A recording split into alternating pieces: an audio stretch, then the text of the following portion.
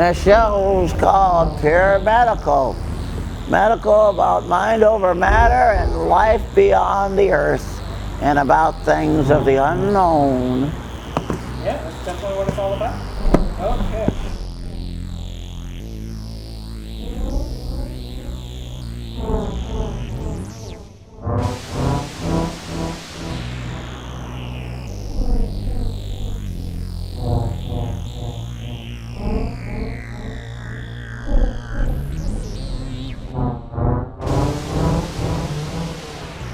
Okay. All I can right. turn the on-air light on because we are Okay. now on the air. So there Woohoo. it is. Well, happy Halloween, everybody. Happy Halloween. Happy Halloween, John. Do you want to explain your costume? I was going to be a Ghostbuster, but my Ghostbuster jacket is too warm, too hot. It's too hot in here.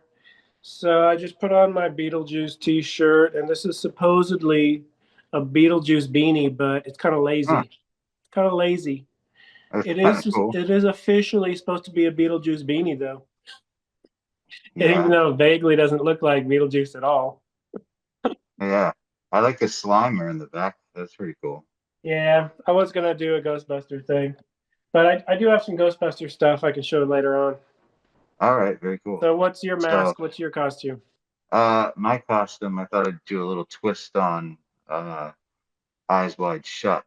And I was going to first do like Harry Potter. Hmm. Many years. I think the biggest, I've been Superman more than any other thing I've ever, any other costume, because I was like Superman every single year as a kid. Hmm. This also gets very hot, but this is sort of a reverse Eyes Wide Shut. Eyes Wide Shut, they have the masks Hmm. in the scene we all know.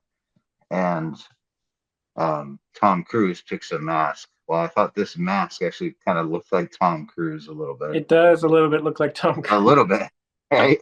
So I thought it would be funny if he actually went there in a Tom Cruise mask, and like underneath the mask is actually um, someone else. But so Looks kind of like Jim Carrey and Tom it does. Cruise.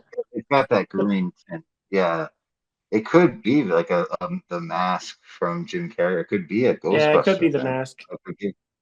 It could be a cousin of Slimer. We don't know. Yeah. But anyway, Well, I just got to get some caffeine. And this is not a okay. sponsorship, but this is just a 7-Eleven drink that's pretty good. No. So that's cool. Fusion, it's called, I guess, huh? Yeah, it's 7-Eleven. It's galactic You know, citrus, zero sugar. you never know. My friend, well, a person I know, and here comes the first name drop of the night. Um, I won't say his name though, but he's a musician and not that big at all, very small. And What's their name? uh, uh, Jimmy Brown, and they got a Well, that somebody doesn't like count. So we have a contest, a drinking contest, or whatever the case. Whenever Brandon drops a name drop, yeah. I'm gonna drink out of one of these Crystal Head vodka shot glasses. Let's go. Yeah, let's go. And I actually do have speaking of Ghostbusters, I do have some Dan Aykroyd Crystal Head vodka, Tequila. Is it vodka? Yeah. Oh and I wow. bought this like 5 years ago. But I as you can remember. see, this is how much I've drinking. Like barely anything, only a couple Yeah. shots. So I don't Well, I don't like burn through alcohol. I don't drink through alcohol. I bought this to support Dan Aykroyd because yeah. he's only a multimillionaire. He's not a billionaire yet, so he's falling on hard times. So Yeah. get Crystal Head vodka. Also, this Wow. came with the 4 shot glasses. That's one of the reasons I Oh, got it. so cool. Such a good collector's item. Like I Yeah. remember when he came on Joe Rogan with that, Hmm. and he was kind of promoting, but also Dan Aykroyd like encyclopedic about UFOs and like paranormal stuff. Like he Yeah. knows, he really does know his stuff. His brother is a ghost I wouldn't hunter. be surprised if he watched. I wouldn't be surprised if he watched like one of our episodes, or your episodes. His brother's a ghost hunter. Yeah, his brother's name is Action Aykroyd. Frank Aykroyd. Okay, well, I mean, I saw a show that said he was his brother, but Google is saying his father and his grandfather were deeply interested in the paranormal and ghost hunting. Wow, I didn't know that. That's Huh. pretty cool. I didn't know that either. Wrong. I'm pretty sure it's wrong. So, I mean, that's probably correct, but does he have a brother? Peter Aykroyd. Huh. So I saw like an Unsolved Mysteries type show that said a brother of Dan Aykroyd. They said the word brother. They specifically said brother. That's weird. So maybe Peter Aykroyd. Maybe he's not a ghost hunter anymore. So maybe he's not known for that. But it when they mentioned it, they showed a clip of him, not Dan Aykroyd, but a relative, with like a tri-field meter, an actual tri-field meter, not one from the movie. That's But cool. speaking Wow. of the movie, I do have this PKE meter, Whoa. whatever it's called, Does it go out and on the movie. Let does me it? do some ghost hunt just real quick. I'm Yeah, gonna yeah.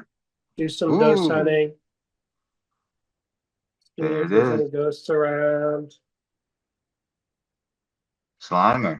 Says there's no ghosts, but That, that is I'm so pretty sure cool. there is. There's Slimer right there. Yeah. Yeah, it's a Did you cool see any of the prop. new? That is very cool. Did you see any of the new Ghostbusters? Yeah, I've seen every Uh, Ghostbuster. I like the one where they honored the late Egon, yeah. Um, Yeah, I of like course, Afterlife. his real name isn't Egon. He's portrayed by Harold Ramis, of course, Right. who Yeah. was an amazing actor, and he Yeah. was a director. Yeah. He directed actually some pretty good movies. Mm. I think I knew him more as as Egon, obviously, but as a director, as a Yeah. name. But yeah. So that's cool. Well, um, we did have some winners for Okay. the. Oh, you're gonna okay.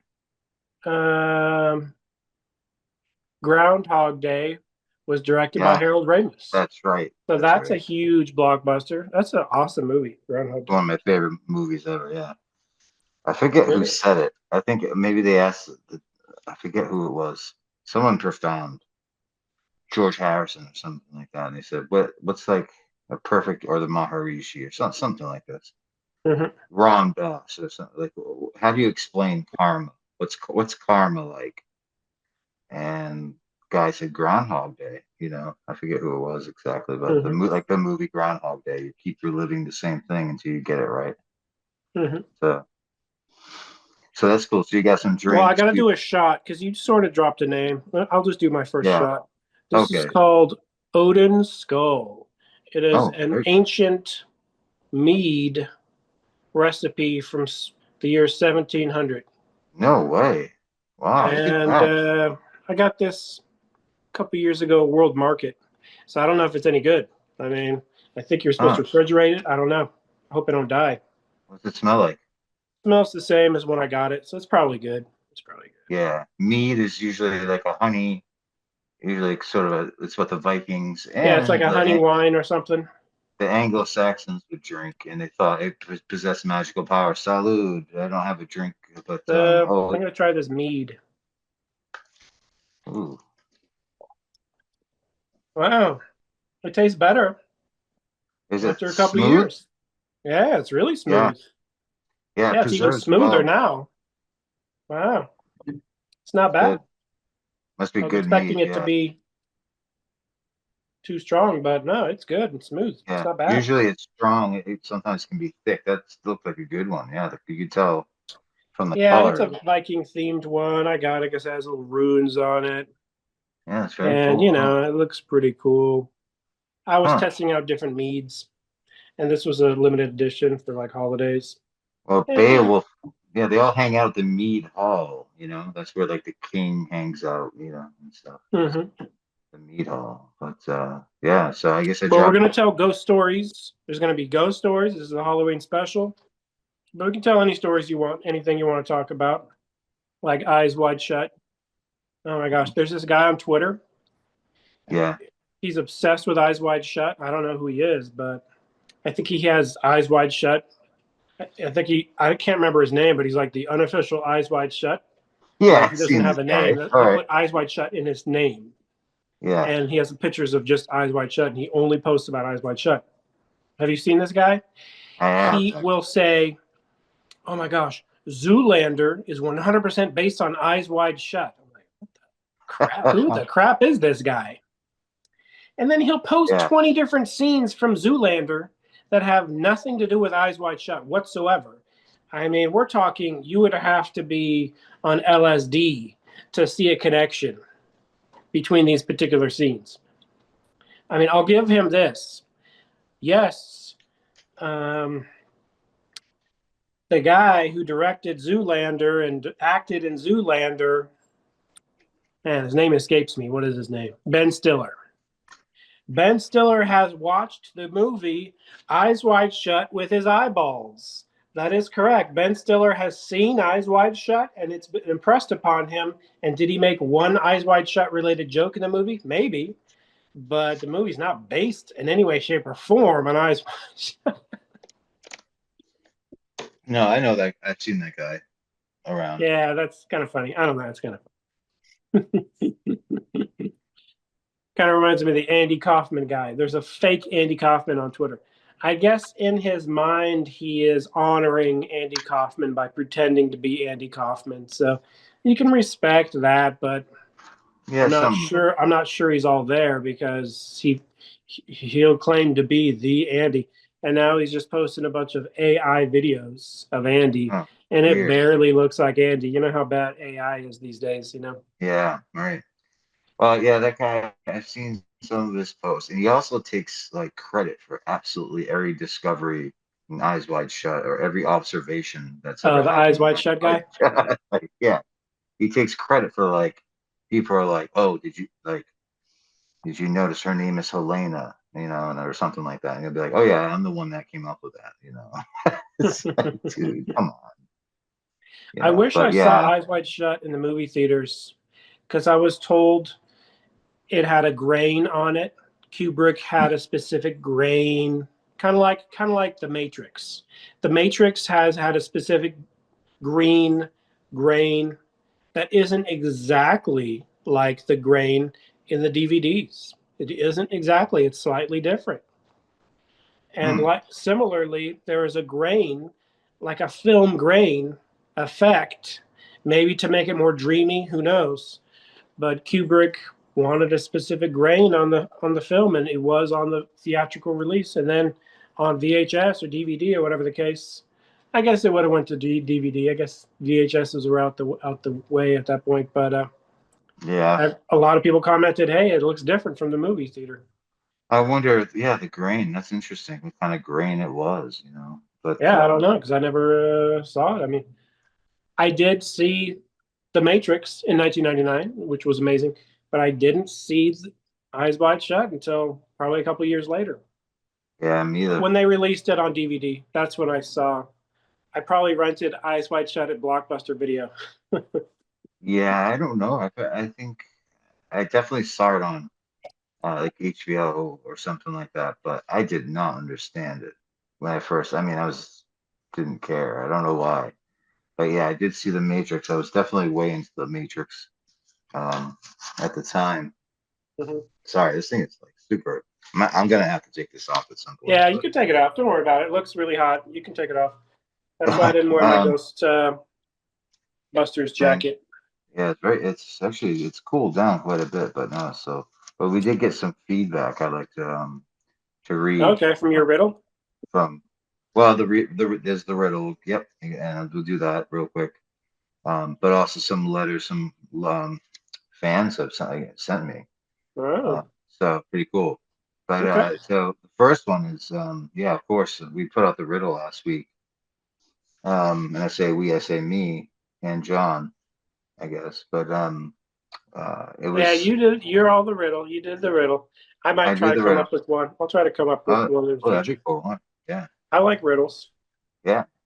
So this one, I came up with it honestly in about 5 minutes. It's the early one from last week, and it was about the Benny and Barney Hill uh, um, event that So you happened. you go there every year?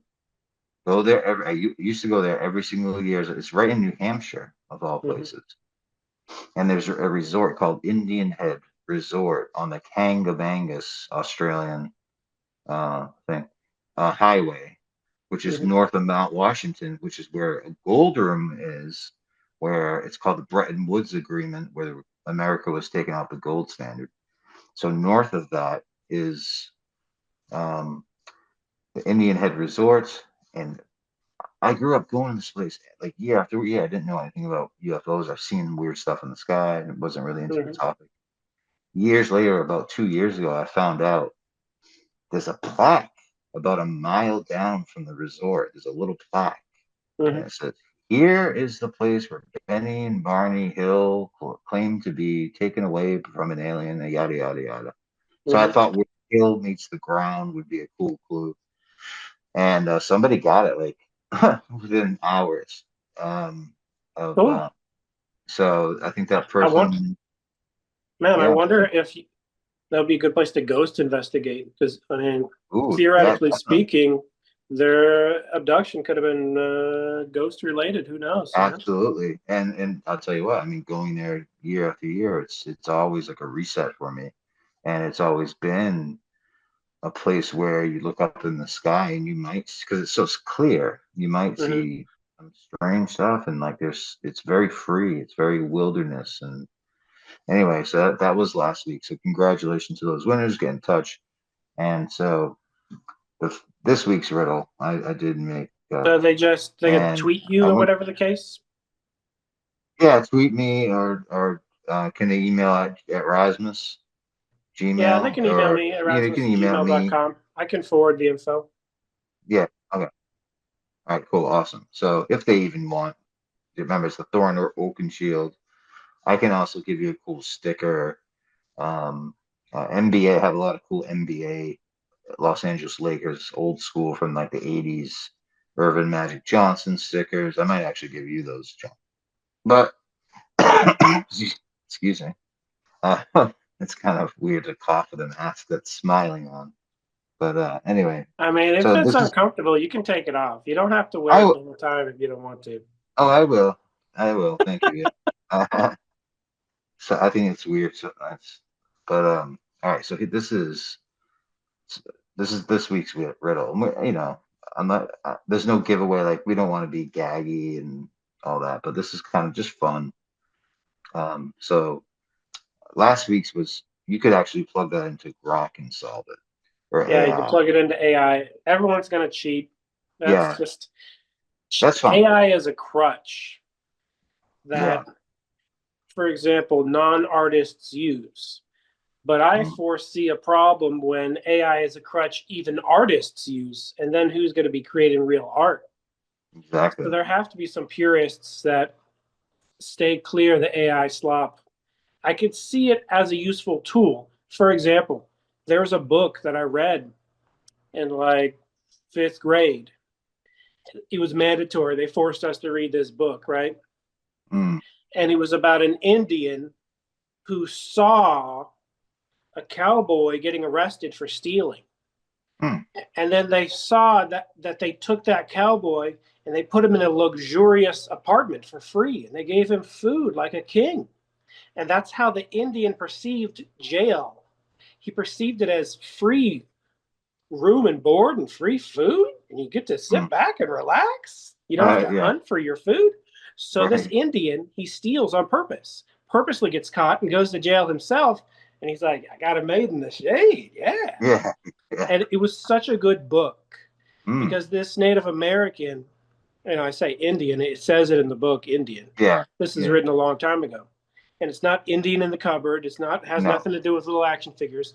It's a full grown or maybe it's a teenager Native American. I don't know. All I know is they describe him walking through the snow, and it's written so well that I really liked the book, and I didn't care that it was mandatorily assigned. I liked it so much. I want to buy it. I want to have this book. I forgot what it's called. I Wow. plugged it into AI.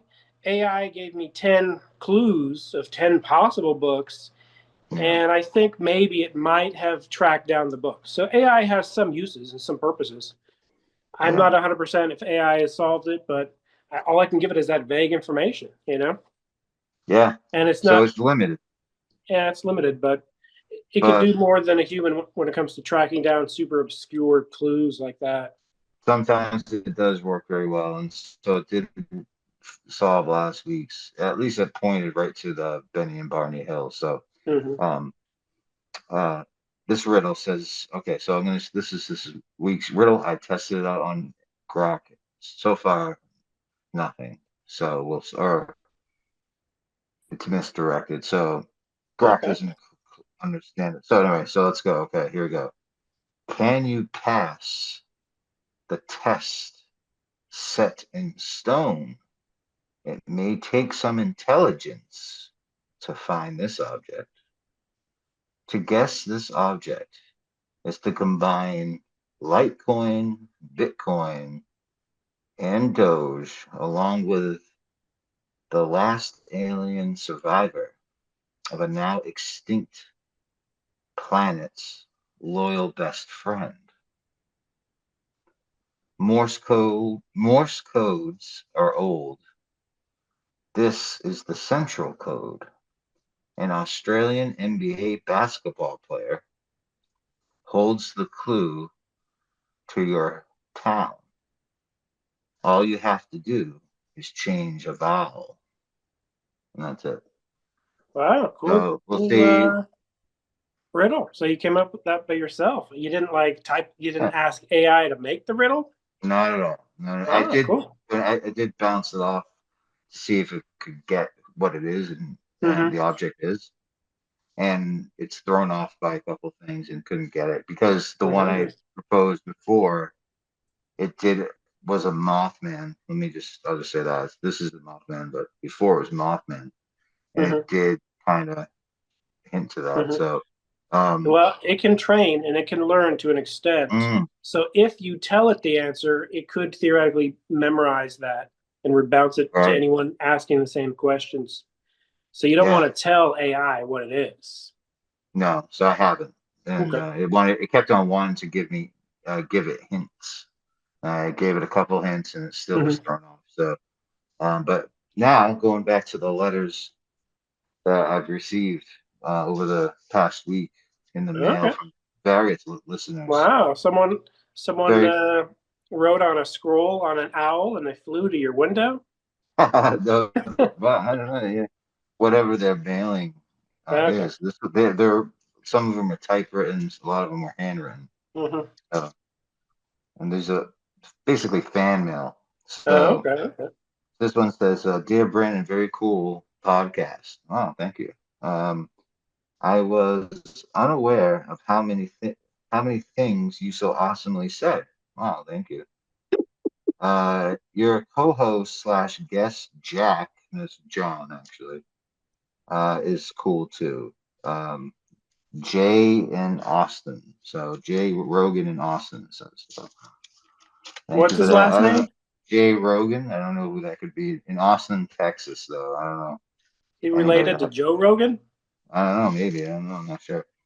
Next one says, "Dear Brandon, love the new show. Um, I especially enjoy your telling stories that involve celebrities or D-list politicians that no one knows or cares about." My son Baron loves your podcast, who I named after you, by the way. Be seeing you. It just says Donald.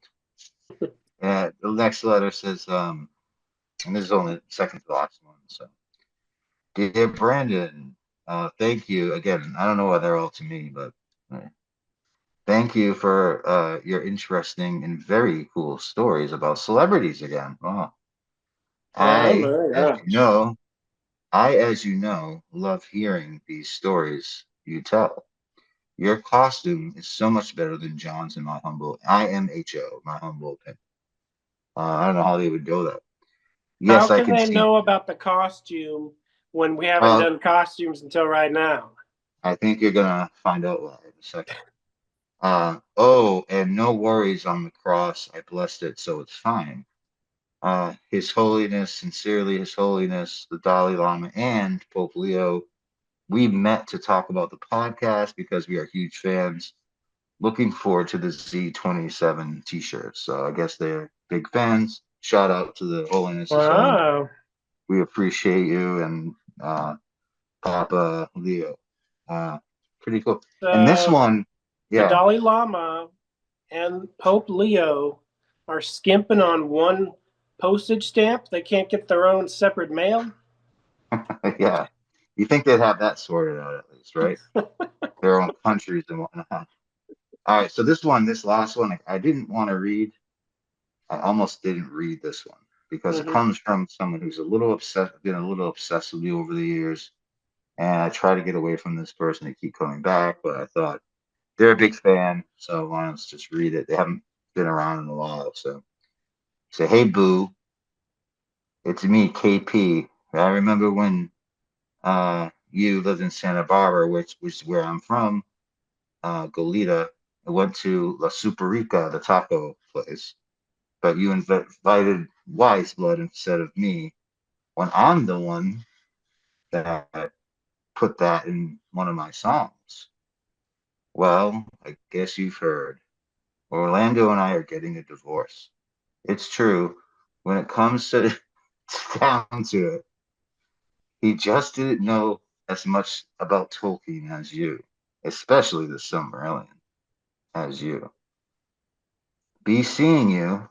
Love you forever. Katie. I don't know. This Katie is a stalker of mine for years, going back to Santa Barbara, and she's some kind of Mm-hmm. musician um, and judges people on their singing or whatever the case. So that's the fan mail. That's this week's Okay, pretty good I never feedback heard of for this it. KP person. Hopefully their career goes well. I never heard of them. Yeah, But yeah, I know. maybe she's talking about Orlando Jones, the amazing 7 Up commercial guy. He's very Yeah, talented. He was on American Gods. Very talented he guy, was. Orlando Jones. That was maybe one of his best roles, actually. He Yeah, played that probably was one of his Ansi. best roles. He played Ansi. Yeah, the Yeah, slave. they said they kicked him off the show because No way. he was too good or something. He But was that very show good. got canceled shortly after, I believe, didn't it? Yeah, the entire show isn't good, but the So put. it's not his fault. I mean, it could have been for budgetary reasons. We don't know. I mean, they did cancel it. And Neil Gaiman got canceled, the writer of the book, and unfortunately, because he's one of my favorite writers, and I know many women who are like gung ho about women's rights that loved him and saw Mm-hmm. him as a champion of women's rights with his wife Amanda Palmer, and he got canceled for doing stuff, and I won't get into that, but American Gods TV show, yeah, it's hard to condense all that in a Like show. I didn't love American Gods, but there are some good Chris, episodes. There are some good Chris, episodes, and then there were some Chris, bad episodes. I didn't yeah, like all the episodes. me same. And Crispin Glover, I think, I think Crispin chooses what he wants to do. I don't think he's pressured into things for money. Yeah, I think Um, Crispin did a great job. so he was Mr. World, and like and he's worked with Neil before on Beowulf. Neil wrote the movie. No, there's the movie version of Beowulf where Crispin Glover's Grendel, Mm-hmm. the monster with Angelina Jolie and all that. Mm-hmm. He wrote the screenplay for that. So they've gone back quite a. Yeah. So I think Crispin did it for love of the game rather than just like money or anything. Just like he did What was that movie? probably Did for you say Beowulf? Beowulf. It's based on the Anglo-Saxon Yeah, legend that's of the Tolkien. movie that Crispin Glover did, directed by Robert Zemeckis. That's the first time Yes, he ever worked again with Robert since Back to the Future. I know. So they And have so patched weird things to over. see him. They've patched things over it. You know, they're good. I've seen the back to the footage, behind the scenes footage of Beowulf, the movie, and Yeah. it's weird to see Crispin with all those like 3D green screen dots on him and stuff, and like that black suit, and then Hmm. Robert Zemeckis like talking to each other, and you can just imagine Crispin being like, "Yeah, don't steal my face this time," whatever the case. Well, yeah, I don't know whose idea that was. I guess it could have been Robert's, but Yeah. Crispin won that lawsuit, and he changed the laws in Hollywood, and I think rightly so, because that's like a predecessor to AI stealing people's faces. I mean, it's a Mhm. good thing that law exists because now the studios would just use AI to, in 1 second, they wouldn't even have to hire another actor, or maybe they would, and they'd plop AI and it would look exactly like them. You know, Mhm. the prosthetics, they didn't look exactly like Crispin, but they did a good job to the point where teenager me, or it could have been even before I was a teenager. Let me think. Yeah, I think I was a young teenager when I saw Back to the Future 2. Let me think. And I thought it was Crispin Glover, the same actor. Yeah, I was saying. I Yeah. didn't know at all. I thought, how come they're not showing the dad too much? Oh well, no big Right. deal. I didn't compute that it's a different actor until I Yeah. learned and rewatched it. You know. Yeah. Do you ever see that? I was thinking about scary Halloween stories, and Yeah, we're gonna tell ghost stories. So yeah. I have an official Oh, Ghostbusters paranormal investigator badge. This is nice. legit. You can't just walk into a Spirit Halloween and grab this for $6.99 plus tax. You got to earn this. This is a Mm, legitimate ghost hunting badge. If you don't have one of these, you wow. can't ghost hunt. You can't even tell ghost stories legally. But I have it, Nope. so I can give us permission. We can Wow. tell Okay. ghost stories. I want to tell my scariest ones, to be honest. I don't want to. I don't want to Really? dilly dally around the wimpy ones. Let's dive deep Mm, into the scariest ghost stories really? you know personally, or maybe you've overheard. But I'm going to All tell right. personal ones. Okay. Well, I'm gonna tell a specific Halloween one, because of Halloween and everything. Well, um, in Massachusetts and New England, Halloween is a different type of vibe. Hmm. And I would argue anywhere in the world. We have Stephen King, H.P. Lovecraft, and the spooky, foggy New England, uh, Hmm. hilly fall, Nathaniel Hawthorne. It's just creepy in a lot of ways here. So, um, uh,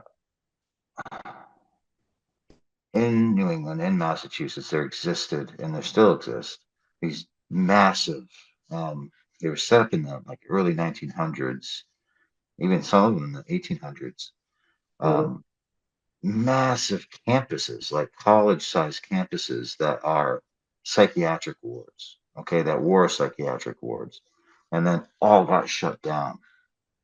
And so, I'm just gonna do a um, little oh, unboxing real quick with my go Ecto for it. goggles.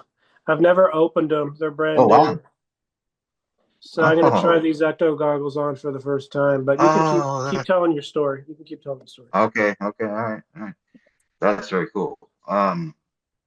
Uh, I always wanted that when I had to make my own pack when I was a kid. Um, but So when I was a kid, my brother was 10 years and still is 10 years older than me. So he would tell me to come out with him for Halloween.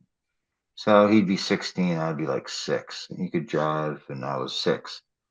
And he would go to the local um, psychiatric facility, and you could drive right in there back in the day. It had these stone walls that were like 6 feet high that covered miles all over the entire campus. And it was very creepy. It was not well kept.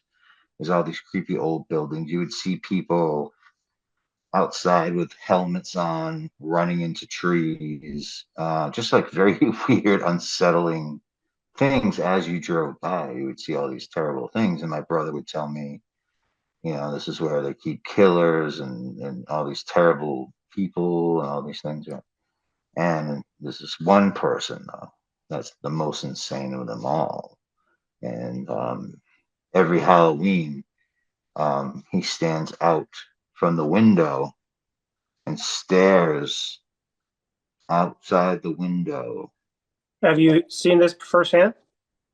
I'm getting there, right? So Okay. he stares out the window every Halloween, and he stares out. And if you are there, he will see you, and then he'll get you in your dreams, right? So we're driving around, and then all of a sudden, my brother hits the brakes really fast, and he's like, "And there he is!" And he points up at this tower because it's like a campus, and he points up, and I see this. It was all dark except for this one room, and this one room was lit orange, and you could see a silhouette of a person. That looks awesome, by the way, John. Look at that. Say something to. Wow, how is I it don't know cool? if it turns on. I don't know anything about it. Looks like it does turn on. Does it? Ooh, you got to pull No this way. thing out. Okay. Ooh, Huh. okay. Check Let's this see it. out. That is awesome. Whoa. Ah, Whoa. this is pretty cool. That This is so cool. looks pretty cyberpunk, you know? Yes, it does. I need something like this for my movie, but I can't That, obviously use this. This is straight out of Ghostbusters, you know? that that's so cool. Pretty cool. That's yes, it is. You can That's actually see amazing. through it.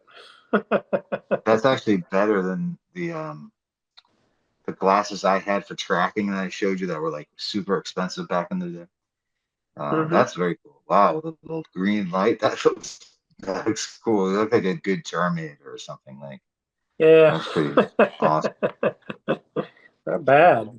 Um, but yeah. Anyway, so above you would see like this guy a cut in. It turned out that because my brother was best friends with a kid whose father was the head of security there, he had tipped him off that they always put a cardboard cutout to scare the kids Halloween Oh, night the person? in that window of a person. Wow.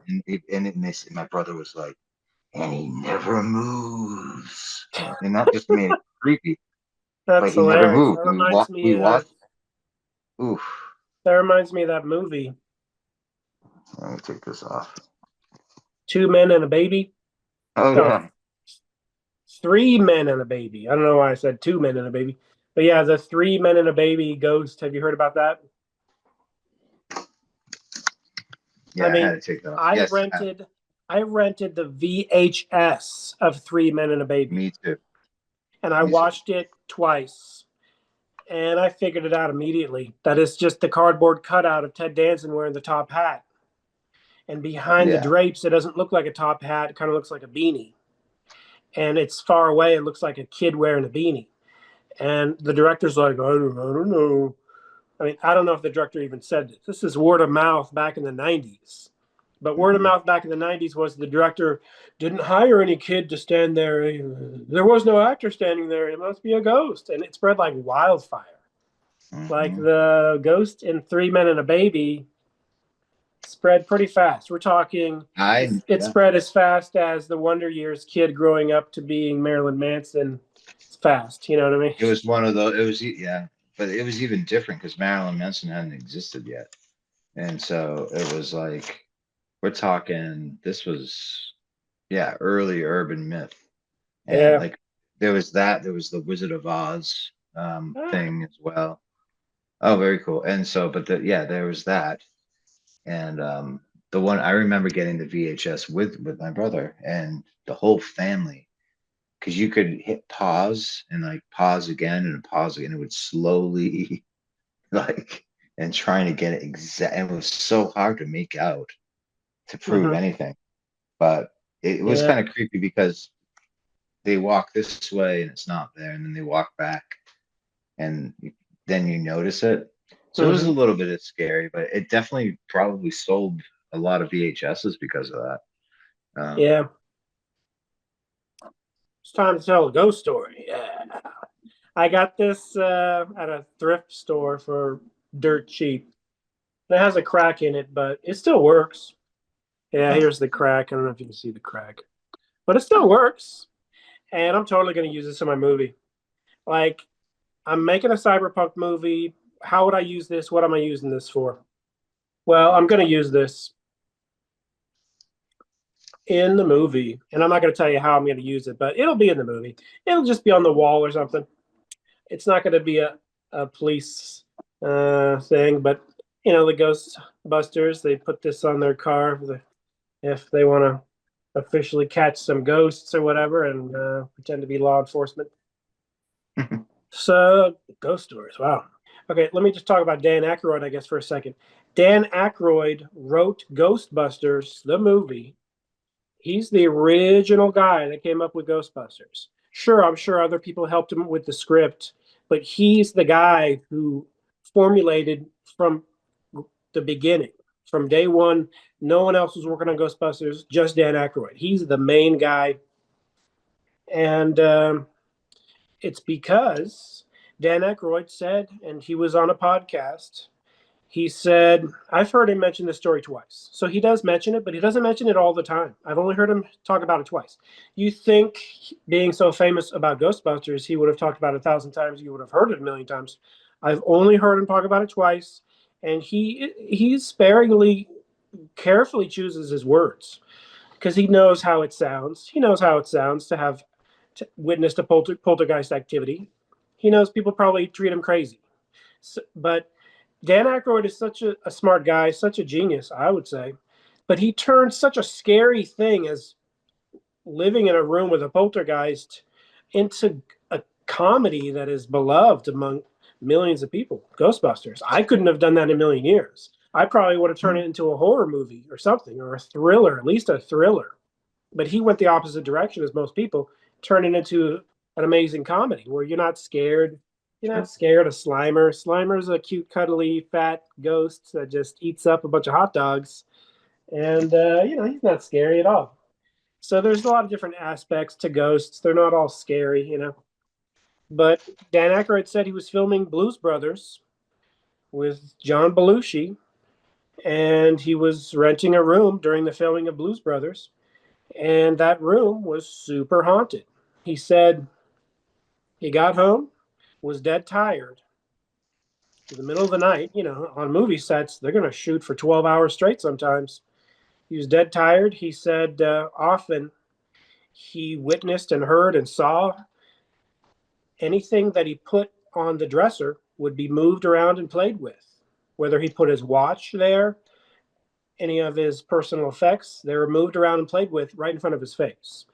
And so he witnessed poltergeist activity.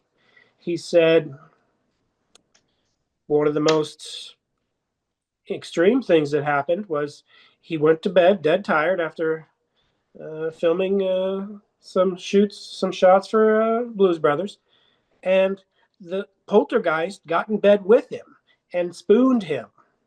And he said he was so exhausted that he's like, oh well, I mean, I'll let this ghost spoon me. I'm scared, but I'm too tired to be too scared. So he allowed it to happen, and I was like, okay.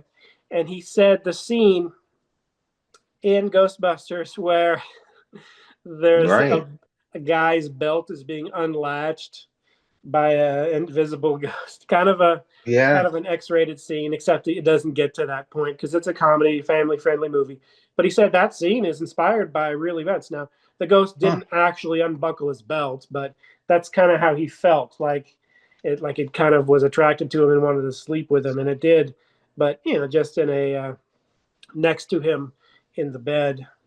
And he said it actually happened. It's a real story. Let's just put it this way, from skeptics who said it didn't happen. The guy wrote an entire script, and it's turned into a massive franchise. So the atheist would say nothing spawned all of that. I would say something spawned all of that. So there's something behind it. And yes, ghosts exist. Ghosts are real. Well, Spirits exist. it's also a common experience throughout all times and places, throughout all cultures. Like succubus exist, Yeah. like in ancient Greece, ancient China, Japan, Asian, so Yeah, incubus, succubus, very common. I'm sure there's 100 different names for it in different cultures. There are Yeah. many paintings of a freaking incubus on top of someone's chest. I mean, there are many classical paintings of it. It's all over the place. There's woodcuts, etchings, ancient descriptions of it. And Yeah. so that it was basically an incubus or a succubus hanging out in his So bed. yeah. So if you're a disbeliever and you're the one of those people, atheists, that say, oh, I don't think that happened. Well, you're putting you're saying that you are smarter than 99% of like humanity, who has previously in all cultures and all times and places that do believe in these sorts of events happening and entities existing. You know what I mean? So it's a very arrogant position to take, in my Yeah, I opinion. mean, And I used to the be that. record, Actually, like you so said, the record is there. It's so historical fact. that, Haunted places are a historical fact. Now, it's disputed what the phenomenon is, but it's a real phenomenon. There's thousands of books written on the subject, thousands of pieces of art drawn about the subject, painted about the subject. yeah. Why do you The think supernatural exists. the And Japanese are some of the best at horror and the supernatural? to So salute look at Dan that. Aykroyd, Oh, I'm yeah. going to have a shot of the Let's old do it. Crystal Head vodka. All I right. don't drink this too often. That's The first time I had clearly. a shot of this, I first heard about it. I'm like, oh, where can I taste some of that? And when Dan Aykroyd first talked about this like a decade ago, I couldn't find it anywhere. It's an obscure Canadian vodka at that point. It's But a Canadian. I found it at a bowling alley, and my first time having a shot of No this was at a way. bowling alley. And my first impression was, oh, really smoky. It's very distinct. It's not Hmm, like any other vodka. Smoky in a good way, not in a bad way. It interesting. tastes natural and pure, and that's one thing Dan Aykroyd says. There are zero artificial ingredients, 100% He, natural. right. And the reason they call it Crystal Head vodka is because they filter it through at least 2 filtrations of 100% pure quartz crystals. So believe it or not, Awesome. Yeah. some of the flavor is earthy, and that is literally the flavor of quartz crystal itself. Wow. So it's kind of interesting. It's Pyramid. not a bad earthy. It's a very unique, interesting earthy, and then it has a Wow. smoky, and it just. I'll try to describe it. I haven't had this in probably 2 years because I don't drink this too often. I've literally only had maybe 3 shots, and maybe other Bottoms up people salute. around me have had 3 shots. So maybe 6 shots total, or maybe 4 shots total have come out of here. But Thank let you, Dan me, Aykroyd. the Dan Aykroyd. I'm not going to have a full shot because this stuff is super strong. And they give you the milliliters on here, the Canadian milliliters. I'll give it half a shot. I'm Okay. not going to do a full shot because this is strong stuff and I don't want to mix too badly. I did have mead. You don't All want to right. mix your alcohols.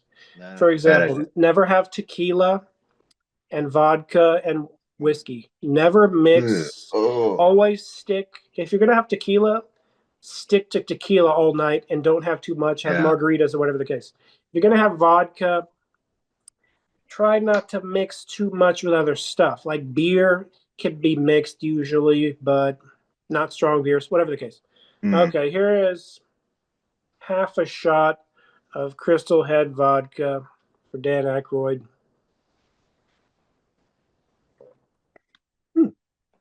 Okay. Wow, I haven't had that in like 2 years. Smoky, strong. Wow, very strong. Hmm. I have to chase that with an energy drink. Hmm. I'm not going to get drunk during this podcast or anything. No. It takes a lot to get me drunk. I can tell you one thing. Yeah. One time I was watching Game of Thrones, and I had the official Game of Thrones bottle of wine. I bought the Oh, I Game of remember that. Thrones wine. Yeah. It was super low quality crap wine, Yeah. like the worst wine on the planet, with a Game of Thrones logo slapped on it. But like a sucker, I bought like 4 bottles of it. And I probably drank one entire bottle during the Game of Thrones. Yeah, I remember the finale, the very last I was episode. drinking I did wine. drink an entire bottle of Game of Thrones wine. And, Yeah, maybe a it's little tipsy easy. or whatever the case, but I wasn't drunk by any means. It takes a lot to make me Yeah, drunk, I've wine. noticed. I think I have a high tolerance probably because I'm Really? Irish. My background is Irish, Maybe. Scottish, I mean, English, and Viking. And I think it takes a lot just yeah, genetically to make me. could be. But you can name drop It if could you want be me to. a genetic disposition. If you want me to. Keep going. No, I don't. Okay, okay. If it comes up naturally, it will. If it comes up But I'm naturally, not all gonna right. just keep going. Well, that was Dan Yeah. Aykroyd's ghost story. I mean, do I you mean, want to your tell a name's ghost dropping story? more Do than me. Yeah, I you want mean, to tell a I'll. ghost story, or do you want me to tell one? Well, that's Dan Aykroyd's ghost story, Yeah, so I that's think not mine personally. right. So I think you should tell yours. Oh, okay, But okay, okay. is it something we've heard before? Is it just is this Well, new things? What is it? well, how about this? I can do an exclusive because I haven't Okay. released this video yet. I think I've mentioned it to you. You probably heard it 5 times, but the audience hasn't heard Nothing. it. The audience hasn't That's seen it right. because this is a video, a Mysterialis ghost hunting video. This is the last one I ever did, ever. And it was about a year and a half ago, maybe almost 2 years ago at this point. Nah, maybe a year ago. I can look at the file. So of course I live on a haunted road. I mean, why wouldn't I live on a haunted road, right? But I Hmm. don't live in the vicinity of the haunted area of the road. At the very end of the road I live off of, I guess it's off of, but I just drive a little bit and I'm off of a super haunted road. But at the very end, we're talking a couple miles down the road, there's a haunted spot. So I Googled. I This is what I did when I was in Sacramento for a short period of time. I was at my grandparents' house in Sacramento, watching the house, taking care of the house, and I Googled what is the haunted places in Sacramento, and one of the results was Burger King. Remember that? Oh, right. I remember So I that. went to that Burger King, and And they let you film it, the right? staff didn't care. The staff was really chilled, laid back. They laughed at me a little bit, but they didn't care. They didn't mind. That seemed Um, cool. and I've heard that Burger King has since closed down permanently. So that's Oh, a good thing. I got to get in there and film because now no one can. I don't know if it's been bulldozed or what, but I heard hmm. it's out of business. So I Googled, what's haunted. And that's what I did in my current location. And I can't give away the location because it's too close to my house. But I will say in some random city in California, so that's the clue you're going to get, some random city in California. I typed in haunted urban legends or something to that effect. And one popped up of the lady in white. And that's a very Hmm. generic lady in white, lady wearing a wedding dress on the side of the road, basically. You've heard Yeah. that story 100 times, probably. I mean, I've heard that story literally half a dozen times from Unsolved Mysteries alone. I mean, it's a Right. Yeah. very repeated story, lady in white on the side Yeah. of the road. And she's not necessarily in a wedding dress, she's just in a white robe. And apparently, she's a woman, and no one knows why she's there. No one knows. They just know that at this end of the road, and they said it was a fork in the road, but it's a T. At the T in the road, apparently is haunted. A lot of people driving see this Hmm. lady in white. So I went there. I believe I went there 3 times, Hmm. but I didn't share the last time I went there because it kind of freaked me out a little bit. Because, I mean, I got more evidence than probably I wanted. I didn't see the lady in white and film the lady in white. That would have been phenomenal. So, yes, will I go back? Maybe. The reason I haven't gone back is because it's too close to my house. I don't want the lady in white to be in my front door. Like, ding Hmm. dong, lady in white, right? No, I'm good. I don't want the lady in white in my house. You know what I mean? Hmm. But Hmm. I was using my Gary Galka spirit box, the PSB Pro ABCDEFG. I can't remember what it's called. I think it's PSB Pro 7B or 7 something. It's one of his later models. It's his second to latest model. And Sam Shadow, of all people, said, "Hey, you should try to get a spirit box." And I said, I'm not really into spirit boxes. Yeah. Shout out to Sam. Sam Shadow really encouraged me to get the spirit box. So I did. I caved. You got to understand, for like 5 years straight, I'm like, I banned that product because I wasn't really confident in the technology. Because I've remember. seen a lot of videos, they'll play it and it'll say, hallelujah. Now, how do we know that's not from a Christian radio station? Sure. They're going to say hallelujah on a Christian radio station. And if it comes through, sure. I mean, if it's context-based, if it says heaven, hell, it could be a pastor talking about heaven and hell on a religious channel. So you never know. Yeah. But I do believe the technology does exist where these entities can isolate the words, kind of like Bumblebee from the freaking Transformers movie. They sort of do have the technology to isolate in advance and only play. I don't know how it works. Scientifically, I have no idea.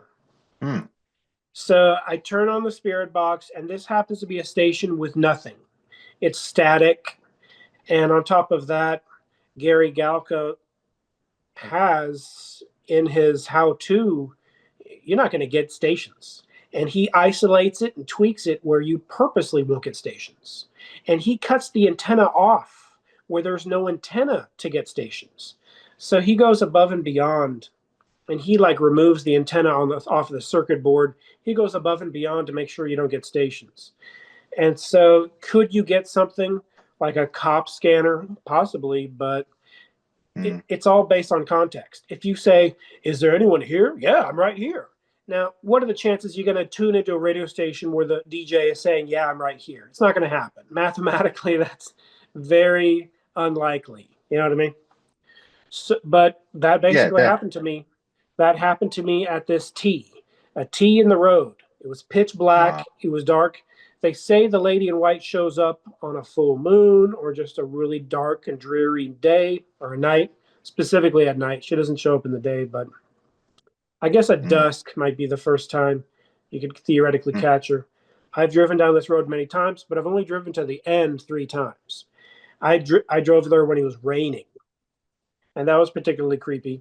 But the last time I went there, I turned on the spirit box from Gary Galka, and it happens to have a hot and cold feature, which I'm not sure works because the spirits were playing with the hot and cold feature so much that it wasn't realistically telling me hot or cold.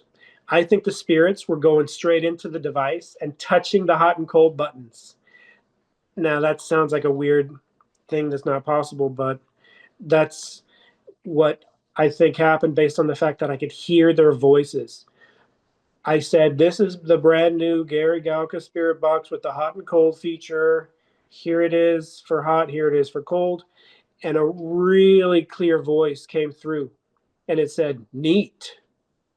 Like super casually, like some dude, like you're talking to some dude in a garage, just chilling, kicking back, drinking some beers.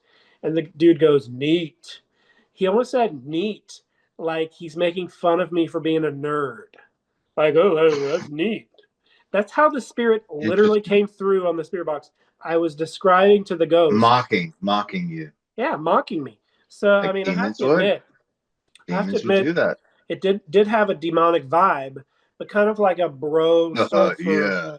Kind of like a bro surfer vibe. Attitude they have. That's the attitude. So I think they have. But what are the chances a radio DJ is going to come through saying neat right after I describe how this thing works? You got to understand, it's not just the neat. It's the hot, cold, hot, cold, hot, cold, hot, cold, beep, beep, beep, beep, beep, beep, beep. And I never saw it go wild and crazy like that ever until the first time I used it at this haunted T in the road. And then after it does all the crazy stuff, it says neat. So it just played with it like a keyboard. The thing is like touching the circuit board inside the plastic device itself, like triggering the on and off on the different. And then it says neat in sort of a sort of a manly, mawkish way. But he was playing with it, and but I could tell you the guy's voice. It sounded like a 25-year-old, maybe 35-year-old guy's voice. Neat. Wow. And very distinct. Are you comfortable at night?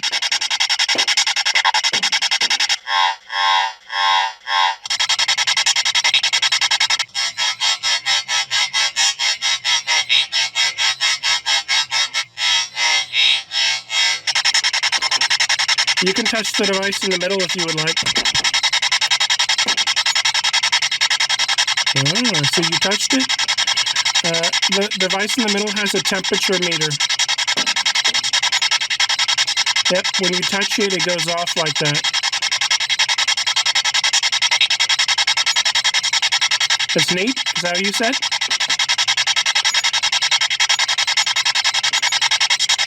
Yeah, it is pretty neat. It went off for red when he was cold and blue when he was hot.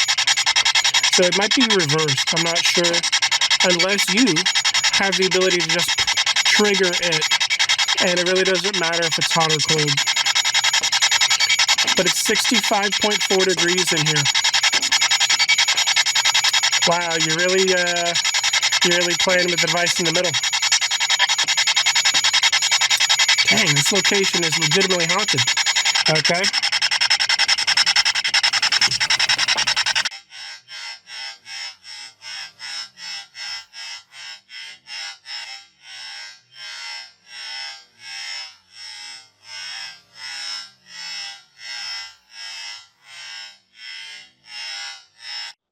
And then I asked probably for 5 minutes straight, is anybody here? Is anybody here? Is anybody here? And I was trying to think of different ways, because with spirits, they're going to be very stubborn. They're not going to want to answer yes or no questions. They're not going to want to answer anything. They're going to want to be as elusive as loosey-goosey, elusive, not loosey, elusive as possible. Yeah, you're right. Because if they're demons, they want to avoid any yes or no questions. They want to avoid any specific information. And perhaps there's a law and a rule where higher entities can't really give any info. What's the lottery tickets for next week? Right. What's the lottery winning numbers? 1. Like they might give you 1. You know, I mean, they're not gonna tell you, even if they know or not know. But they're limited. They're limited, and they're going to be as vague as possible on purpose. And it sounds like a nice cop out for atheists that don't believe it's real communication. But I mean, I'm not going to say, hey, atheists, let's go to this haunted location. But perhaps, you know, if I had a TV show and there was a contract involved and cash in the hand, I mean, I work a regular 9-to-5 job. You know what I mean?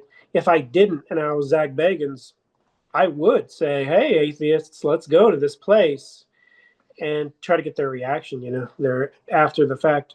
But I've seen those episodes, and usually the atheists are like, something happened. I can't deny it was something.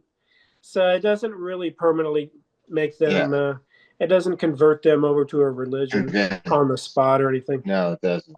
No. But let me tell you the creepiest part that freaked me out. And I'll play this recording right now so you can hear it for yourself. You know, heard about the girl in white, the woman in white, the young lady in white, whatever the case, the woman in white, right? So, you know, I even probably mentioned, is the lady in white here? And I get nothing. I ask, is anyone here? Is anyone here? And I try to find different ways. You have to really be creative when you ghost hunt, because spirits get bored very easily with humans. They get bored very fast. They're like, this guy doesn't know what he's doing. You know, like you have to be creative, and you almost have to entertain them. You almost have to be, you know, a dancing monkey for the. You almost have to be a dumb freaking animatronic robot for these spirits. It's almost like we're entertainment for them. We probably are, to be honest. And so, you know, I asked in the most creative ways possible, and I finally said on the 30th try, is anyone physically stuck at this location? And I finally got a response from a young lady. Totally different voice from the guy that said neat. Totally different voice. So I assume it's a different spirit. But then again, I'm open to the fact that spirits are smart enough, intelligent enough, and have the capability enough to change their voice. I mean, Roger Morneau, whether you believe in his research or not, Roger Morneau, rest in peace, said the voice of the lady's dead sister came through, and it wasn't her dead sister, but the exact voice of the dead sister. And he knows for a fact it wasn't. And even after the fact, they said it wasn't her. And he's like, And so they have the ability, supposedly, and apparently I've heard that before. You can see that in Hereditary too, in that movie Yeah, mimicking. Hereditary, where it's the voice of like the kid for a minute, and like yeah, oh So this is what the girl yeah, said through the spirit box. I said, "Is there anyone physically stuck at this location?" Only when I said stuck here, stuck it, I elaborated like, "If are you stuck here and you can't leave?" And a girl's voice came through and mm. said, and she said, "Me." And she said, Ooh, that's "Me." creepy. Across, we're talking like 20 different radio That's stations. scary. Just the way you Like, said that. she didn't just say me. Oh yeah, I'm stuck here. Because you got to understand, she said Ooh, me, almost like a girl, ooh, like yes, me, playful, playful. a playful way, but it's almost like she's right Ah, next to the guy who just said neat. And the guy's like, yeah, we're stuck here. But he's silent. Maybe he doesn't want to give too much information, but the younger female is giving it out like me. mm, And he was creepy as heck. It was straight out of a horror movie, and I filmed it. I recorded it myself. I recorded the wow. audio. I'm going to play the audio for you right now for Okay, the I'm first gonna mute. time ever. Many traumatic events happen here. Like a traumatic, tragic thing. Has anything like that happened here? Okay. I have another question. Are any of you assigned to this location? Are any of you assigned and you couldn't leave if you wanted to? You kind of stuck here? Are any of you stuck here?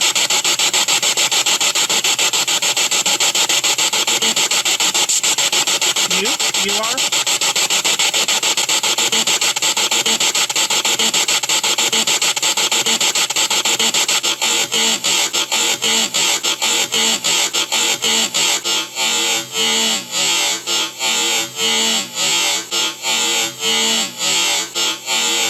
Are any of you stuck here?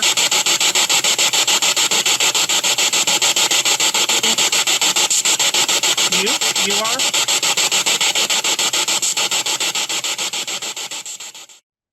And you're going to hear it and give me your responses, give me your reactions. It was creepy. It actually happened. I recorded it. It's not fake. I didn't hire an actress to say that. It's legitimate, authentic spirit activity. And I'm going to put it in my book. I'm going to release a book in the future. I'm going to release at least 2 ghost hunting books. And in the future, it might be 10 years in the future, it might be 20 years in the future, whatever the case.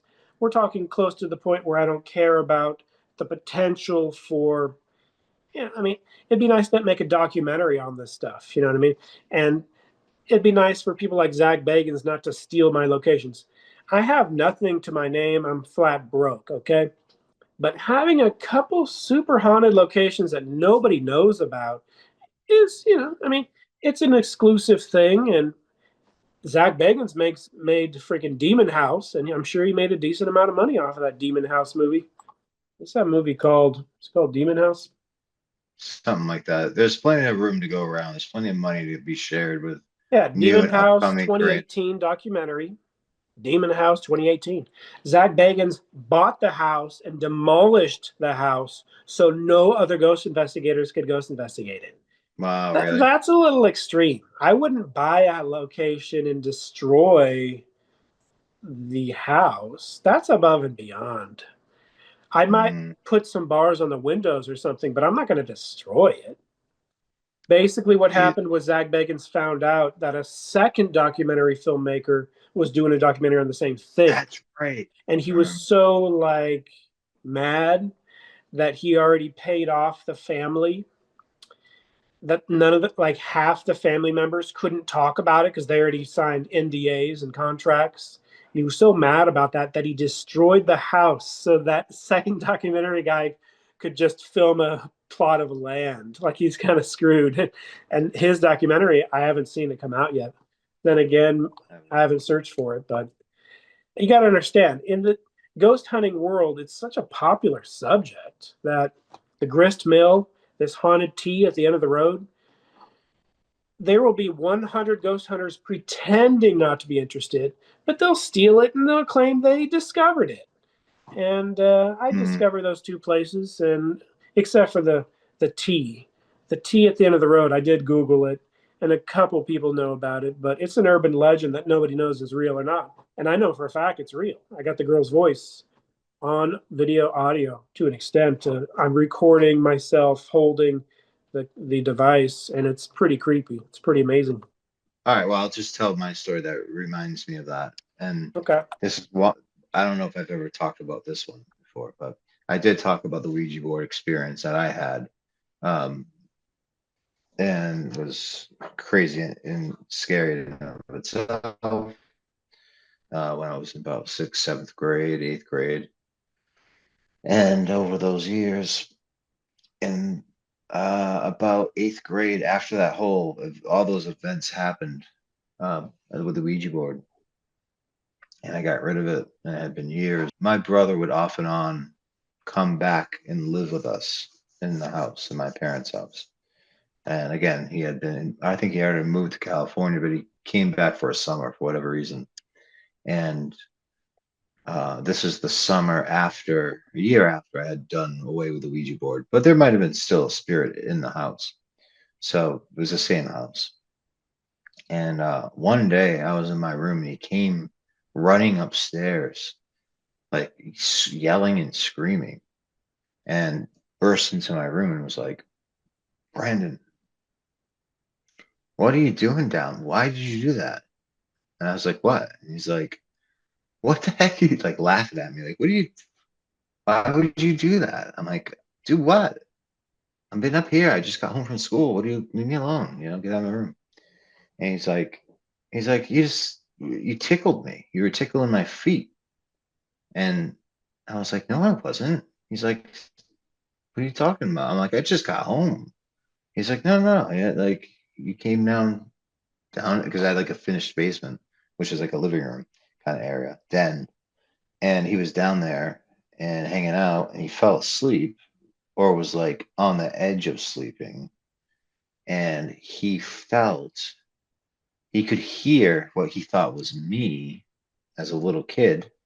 He's like, "Yeah, it was you, but you were a little kid." And you were like, but he's like, "Now that I think about it, it was like a little girl."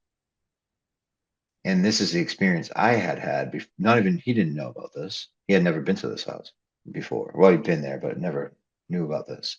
It was the spirit that was there had various identities, or maybe various spirits, but one of them was as a little girl that would joke around and play around and act as a playful spirit and would say stuff like, "Me, hi, it's me," like, "Come play with us." So you lived Like there? that. That was your house? That was the house where the Ouija board experience happened and everything. Okay. Yeah, So you didn't lived live there there? for many years. No, I did live there. Oh, Yeah, my okay. brother did. So he came up and he didn't know any of it, but Mhm. he said that he thought what was me. He thought I was tickled. I'm like, "Chris, I'm like 14, 15. I'm not going down tickling my older brother's feet. You know, I'm not that. Wow. I'm not a little girl." And so he's like, "What was it then?" And then he got really scared, and he never. And my brother's, man, he's not afraid of anything. He comes off as a Mhm. complete disbeliever. Yeah, he's an He extreme never, ghost skeptic. but he's not though. That's the thing. He's not. He just puts on a front. He just acts. Yeah, and he tries to, like, because he really tries to challenge people. He thinks, and he just comes off Mhm. as a jerk. But and he knows it. But then he'll say he's sorry. But it's like too late. But but then he never went down that basement ever again. And Wow. he's somebody. If I said, like, I remember my niece would say, I think there's a monster in the woods or something like that, and even I wouldn't want to go into these woods. Like, Mhm. he would just come. He was just fearless about. But with this little girl tickling his feet, and when I had experience down there, it was this little girl laughing. It was like this, because the spirit would always take on that form of Mhm. a nice little girl laughing, but it also was this old crone, witch, mean, vengeful spirit woman, and then it was like the big Satan. I had like 3 identities. It was weird, strange. Anyway, that's fine. Yeah. I mean, that's pretty creepy. They Hmm. say demons will pretend to be something innocent and harmless to really lure people in. You know, Exactly. What's you never it's know. more instant and harmless than like a little girl that's wants to, Hmm. oh, come play, and then you play, and then it's like, oh, you don't know what you're playing with. Hmm. They know, but because that's how things begin, nice and playful and things, and then all of a sudden it's gets meaner, and that's what happened with the Ouija board experience with me. It was started out playful. I'll talk to your dead relatives for you. I'll let you talk to them, or I'll pretend to be them. This is what it was really doing. And I'll tell you the time. I'll tell you fun stuff. It's all fun. This is all it's so cool. Wicked cool, isn't it? Oh, come on back tomorrow. And but then it goes a little step further, and then it gets a little more uncomfortable, but you go with it because you're afraid, and then it gets really scary. And Hmm. then that stuff happens in real life, and then you really are in trouble. So anyway, And I'm trying to find this video and audio. I have it. I I'm save sure you do. I everything. don't. I save everything. Yeah, I have masters of a lot of things, like the original footage of a lot of things. I don't throw away anything. that's So I cool. literally have gigabytes and gigabytes. So many files. I probably have over a terabyte of ghost investigations, probably. Wow. And some of it's not great. I mean, you're not going to get great stuff every time, but It's data. I was surprised at the level of success I had. It was too Yeah. high. It was high enough where it didn't scare me off, but you see that the value of not ghost investigating, it's more important to not ghost investigate. One time I was in Tombstone, Arizona, ghost hunting for probably the third time, and I was at the gift shop in the basement of I Big remember. Nose Kate's saloon, which used to be the hotel that Doc Holliday stayed at because he was owned by his girlfriend, or maybe he was Yeah. owned later, but whatever the case, Big Nose Kate, she was Doc Holliday's famous girlfriend, and the basement is the original saloon that Doc Holliday would actually drink this from, and they changed the logo. Oh They wow. they changed the logo recently. I Cool. wish I had the old logo because it looked better. But Doc Holliday would drink an entire bottle of old What? Overholt every day for like the last couple years of his life. Not every day of his life, but they say, and this is the legend, that he would use this medicinally, and probably why he died. For freak's sakes, he can't Yeah. drink a No kidding. bottle of whiskey every day, but he Yeah. did. He drank That's an how it was entire marketed. bottle of old Overholt. This is this specific actual brand that Doc Holliday would drink. A And to Doc bottle a Holliday, I'm day. gonna have to do a Let's shot go. just for Doc Holliday. All right. Every single time I go to Tombstone, Ooh. I drink a shot of old Overholt every All single right. time. Well, And all they right. have it.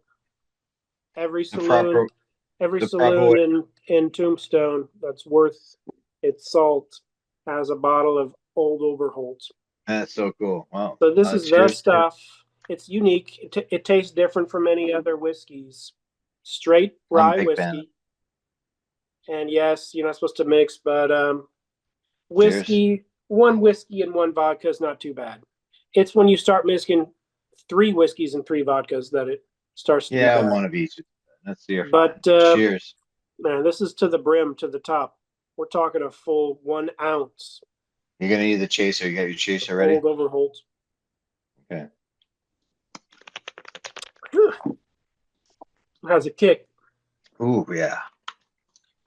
Yeah. Someone said Okay. whiskey. You It's pretty you smooth you though. It's pretty smooth stuff. you, you know when you're drinking whiskey because you can feel it. Yeah. Yeah. Is it It's smooth? Yeah. What does it taste like? it's smooth. Oaky or It's smoother than Jack Daniels. It's really smooth. I wow. like it actually. It's not bad. Wow. It said born in Pennsylvania, made in Kentucky. It's the original stuff That's that good. Doc Holliday would drink every day. Wow. Every day a whole bottle. My God. Oh, And wow. It was, last is time that I your drank first out time of that having it? bottle, was like 2 years ago. So no, I don't Oh, you drink did drink too often. This is a special occasion. It's Halloween. Halloween. But yeah, Well, Halloween story. Oh, good. I did invent a drink. Hmm.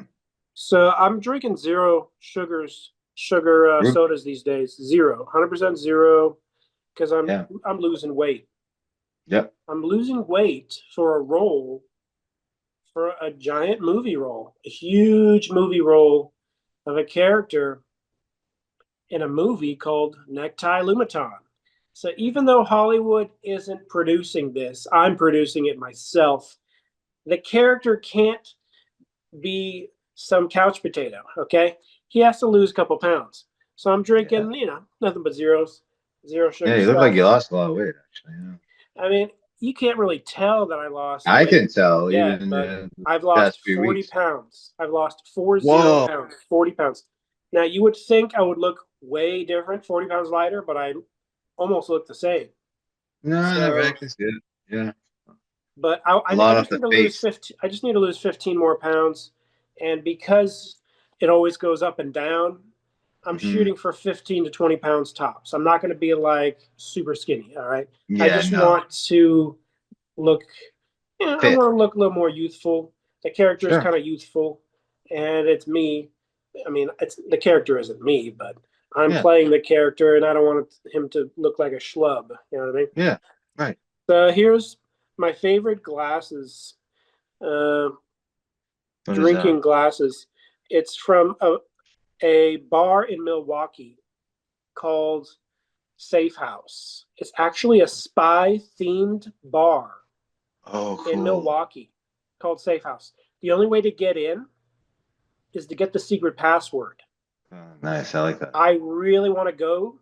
I've been collecting Safe House glasses for years. Wow. So this is a rare yellow one. You're not going to see this too Like the often. prisoner, almost like the prisoner. I know. It does remind me of the prisoner. There's the guy. He has the briefcase of top Very secret cool. whatever. And you can shoot him while you drink. It's kind of a fun game. Shooter. Yeah, I You get can it. shoot the Oh, guy while you drink. But I'm going that to is so much fun. be putting some A&W zero sugar root beer in here, and I've literally never had a good root beer drink in my life. I've probably No? tasted I've probably tasted a dozen root beer cocktails and slash root beer alcoholic, maybe like IPA or whatever the case, different beers, root beer flavored beer. I've seen it Yeah. and I've tried it a couple times. 100% of No. the time, they've tasted like garbage. It's Yeah. very hard to make root beer taste good with alcohol. It doesn't combine, it doesn't mix well. But I No, actually it's true. created a good mix. So you Really. use zero sugar root beer, and you also use what do you put in here? Let's see what goes in here. Vodka, maybe? No. Oh yeah, I'm actually using it to hold up my phone, so I'm gonna have to use something else to hold up the phone. I'm gonna use my Ghostbusters Box. Ecto goggles box. It's the Very same cool. height. So I'm gonna be using this to hold up my phone and switch it out like Indiana Jones. It didn't work for him either. Okay, let's switch this out. This is a beverage that Why are the photos crunchy indeed? Why are the photos crunchy indeed? okay. I've been watching Indiana Jones. They're playing it a I lot, love that. Love Indiana Jones. and it's a pretty cool franchise. Yeah, 1, 2, and 3, the Absolutely. best. So this isn't an Yeah. advertisement for anything. As a matter of fact, I don't even need to show the name. Okay. Oh, it's one of my favorites right there. Yeah. But Disaronno, I like it. It's an Corona. Italian almond, of all Yes. things, themed Very good. beverage. It's not whiskey, it's its own thing. And they've made it since No, it's 1525. not. It's an Made Italian at liquor, hazelnut. not an Yeah. advertisement. And you wouldn't think a freaking almond themed liquor, at least that's what I heard. No, Almond. I know where, yeah. It's an amaretto liquor. And Moretta. And it's decent, straight up. but I made a cocktail out of it. And it's the only All thing that mixes well with root beer. So I got a lot of root beer in here, probably too much. Let's see. And put just a little Do you bit have a of the Corona. lime on you? And this is how much you put in. You put, a healthy amount. You put a decent amount in there. A little glug. That's a Couple good glug. glugs in there. A couple glugs. And let me get Couple what glugs. makes it good. I tried it like this the first time, and I was like, it's all right. Oh yeah, it's almond. It Yeah. needs something. And I found the thing. What is it? Dr. McGillicuddy's raw Vanilla. liquor. Yep. If you don't use Dr. McGillicuddy's Really? raw vanilla Gin. liquor, and you only use a tiny amount of this, vanilla goes a long way. You don't want too much vanilla. Yeah, it does. No, right. So yeah. Huh. You get a tiny bit of this stuff. And I've never seen this stuff in my life until I walked into a Total Wine and More that had it. And I was like, oh, it's interesting. And it tastes exactly like what you would think it tastes like. It tastes like you bought a little tiny bottle of vanilla from the grocery store. Okay, that's what it smells like. That's what it tastes like. Yeah. So you put a microscopic amount. We're talking that much. That's it. You only put like 2 tablespoons. Tiny couple drops. Yeah, two caps. Because if you put too much, no, it's like less than a cap. Less than a cap. It's like half a cap. You put half a cap in there, and then you mix it. Mix it, yep. And the way you know it's a magical beverage is it bubbles. Right. With a certain bubble. You know, if it doesn't bubble, it's not magic.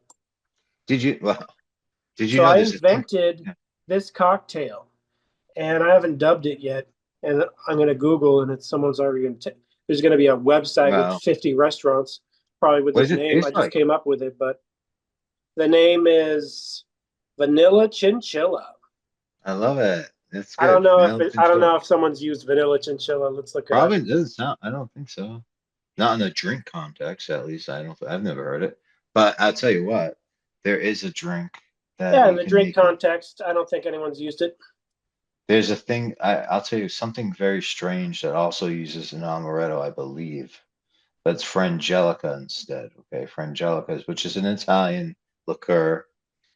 And what you do is you add that with it. They're called chocolate cake shots.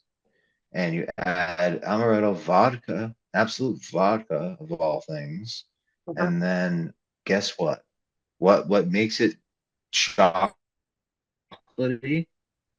For whatever reason, I don't know what the chemistry behind it is a little twist of lemon. So you take the shot and then you suck on a lemon, and you wouldn't believe it, but it tastes like chocolate cake. Wow. It's so strange. So I totally understand like these weird, like a little bit of vanilla, a little bit of root beer is much. That's very strong. I don't drink that much. I'm not an alcoholic. I'm not addicted to it. I can go 10 years straight without a single drop and not miss it. The only reason I drink is because I like girly, really sugary cocktails at a TGI Fridays or something. I'll get their little Shark Tank, whatever the heck. Or remember butter beer? I'll have butter beer. Well, there's no alcohol in that. Well, there could be. But I have really girly drinks. I don't know if you've seen that skit from the Kids in the Hall, the girl drink drunk. I don't know. I forget. I love Kids in the Hall, though, but I forgot that. That's kind of me, except for the drunk part. I love girl drinks. That's it. I really got into wine for a while. I think it's hard, especially when you live in Santa Barbara, to not get into that too, because it basically flows there, and they have, like, as you know, that area is like a Mediterranean climate in California, so it grows amazing grapes that you would only get in the Mediterranean, like in Italy or something like that. So a lot of the families come over there and make amazing wine. So And even before that, I was way into wine. And so I love wine. I still do. And I'll have a glass. I had a little glass earlier before the show, just with dinner and stuff like that. And it's never been a problem. I remember it did become a problem for not, I never went to rehab, never had a problem. I remember when it became a problem though, when I realized this is like 20 years ago when I was an undergrad, I used to write and drink wine and coffee and wine and just do that for days. And I realized I had drank 3 bottles of wine in 3 days, right? And Mm. I was ready to get like 3 more. And I said, okay. And I remember being like, you've never been at that level, Brandon. And I'm like, So okay, you're a wino? that was enough for just for a little bit. And Like I saw a post, someone posted, how come there aren't winos anymore? Like there are. specifically drunks that have bottles of wine specifically. And you don't see that. That's like I, a high class drunk right there. I know. I knew somebody that. Do you know Encinitas? You came and picked me up, so you know where I used to Mm-hmm. live. Um, Somebody right from that neighborhood. I don't know who. For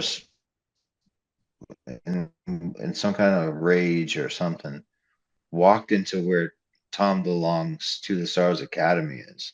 Mm-hmm. Walked into the 7-Eleven there, right in front of me, and just grabbed 3 bottles of wine, bottles because they sell bottles of wine right in 7-Eleven and CVS in Mm-hmm. California, and this person drank it right in the store, the entire bottle, Wow.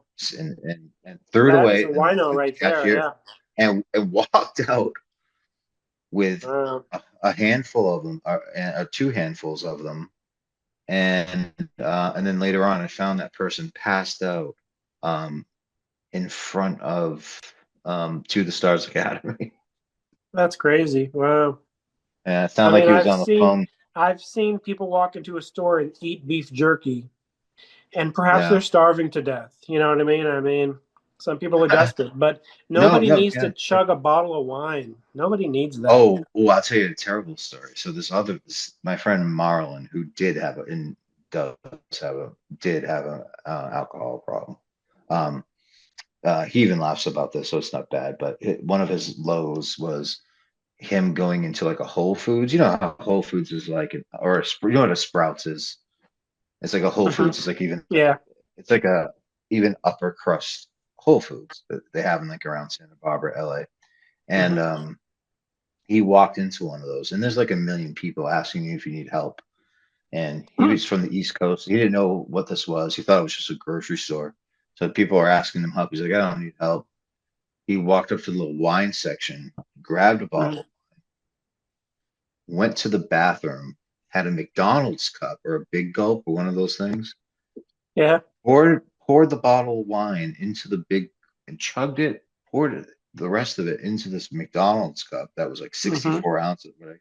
So Yeah. he's holding it. And he's like, yeah, I'm gonna walk out of here, no evidence, And he's like, but he's like, guess what? I can probably grab another bottle of wine. So he goes over, right?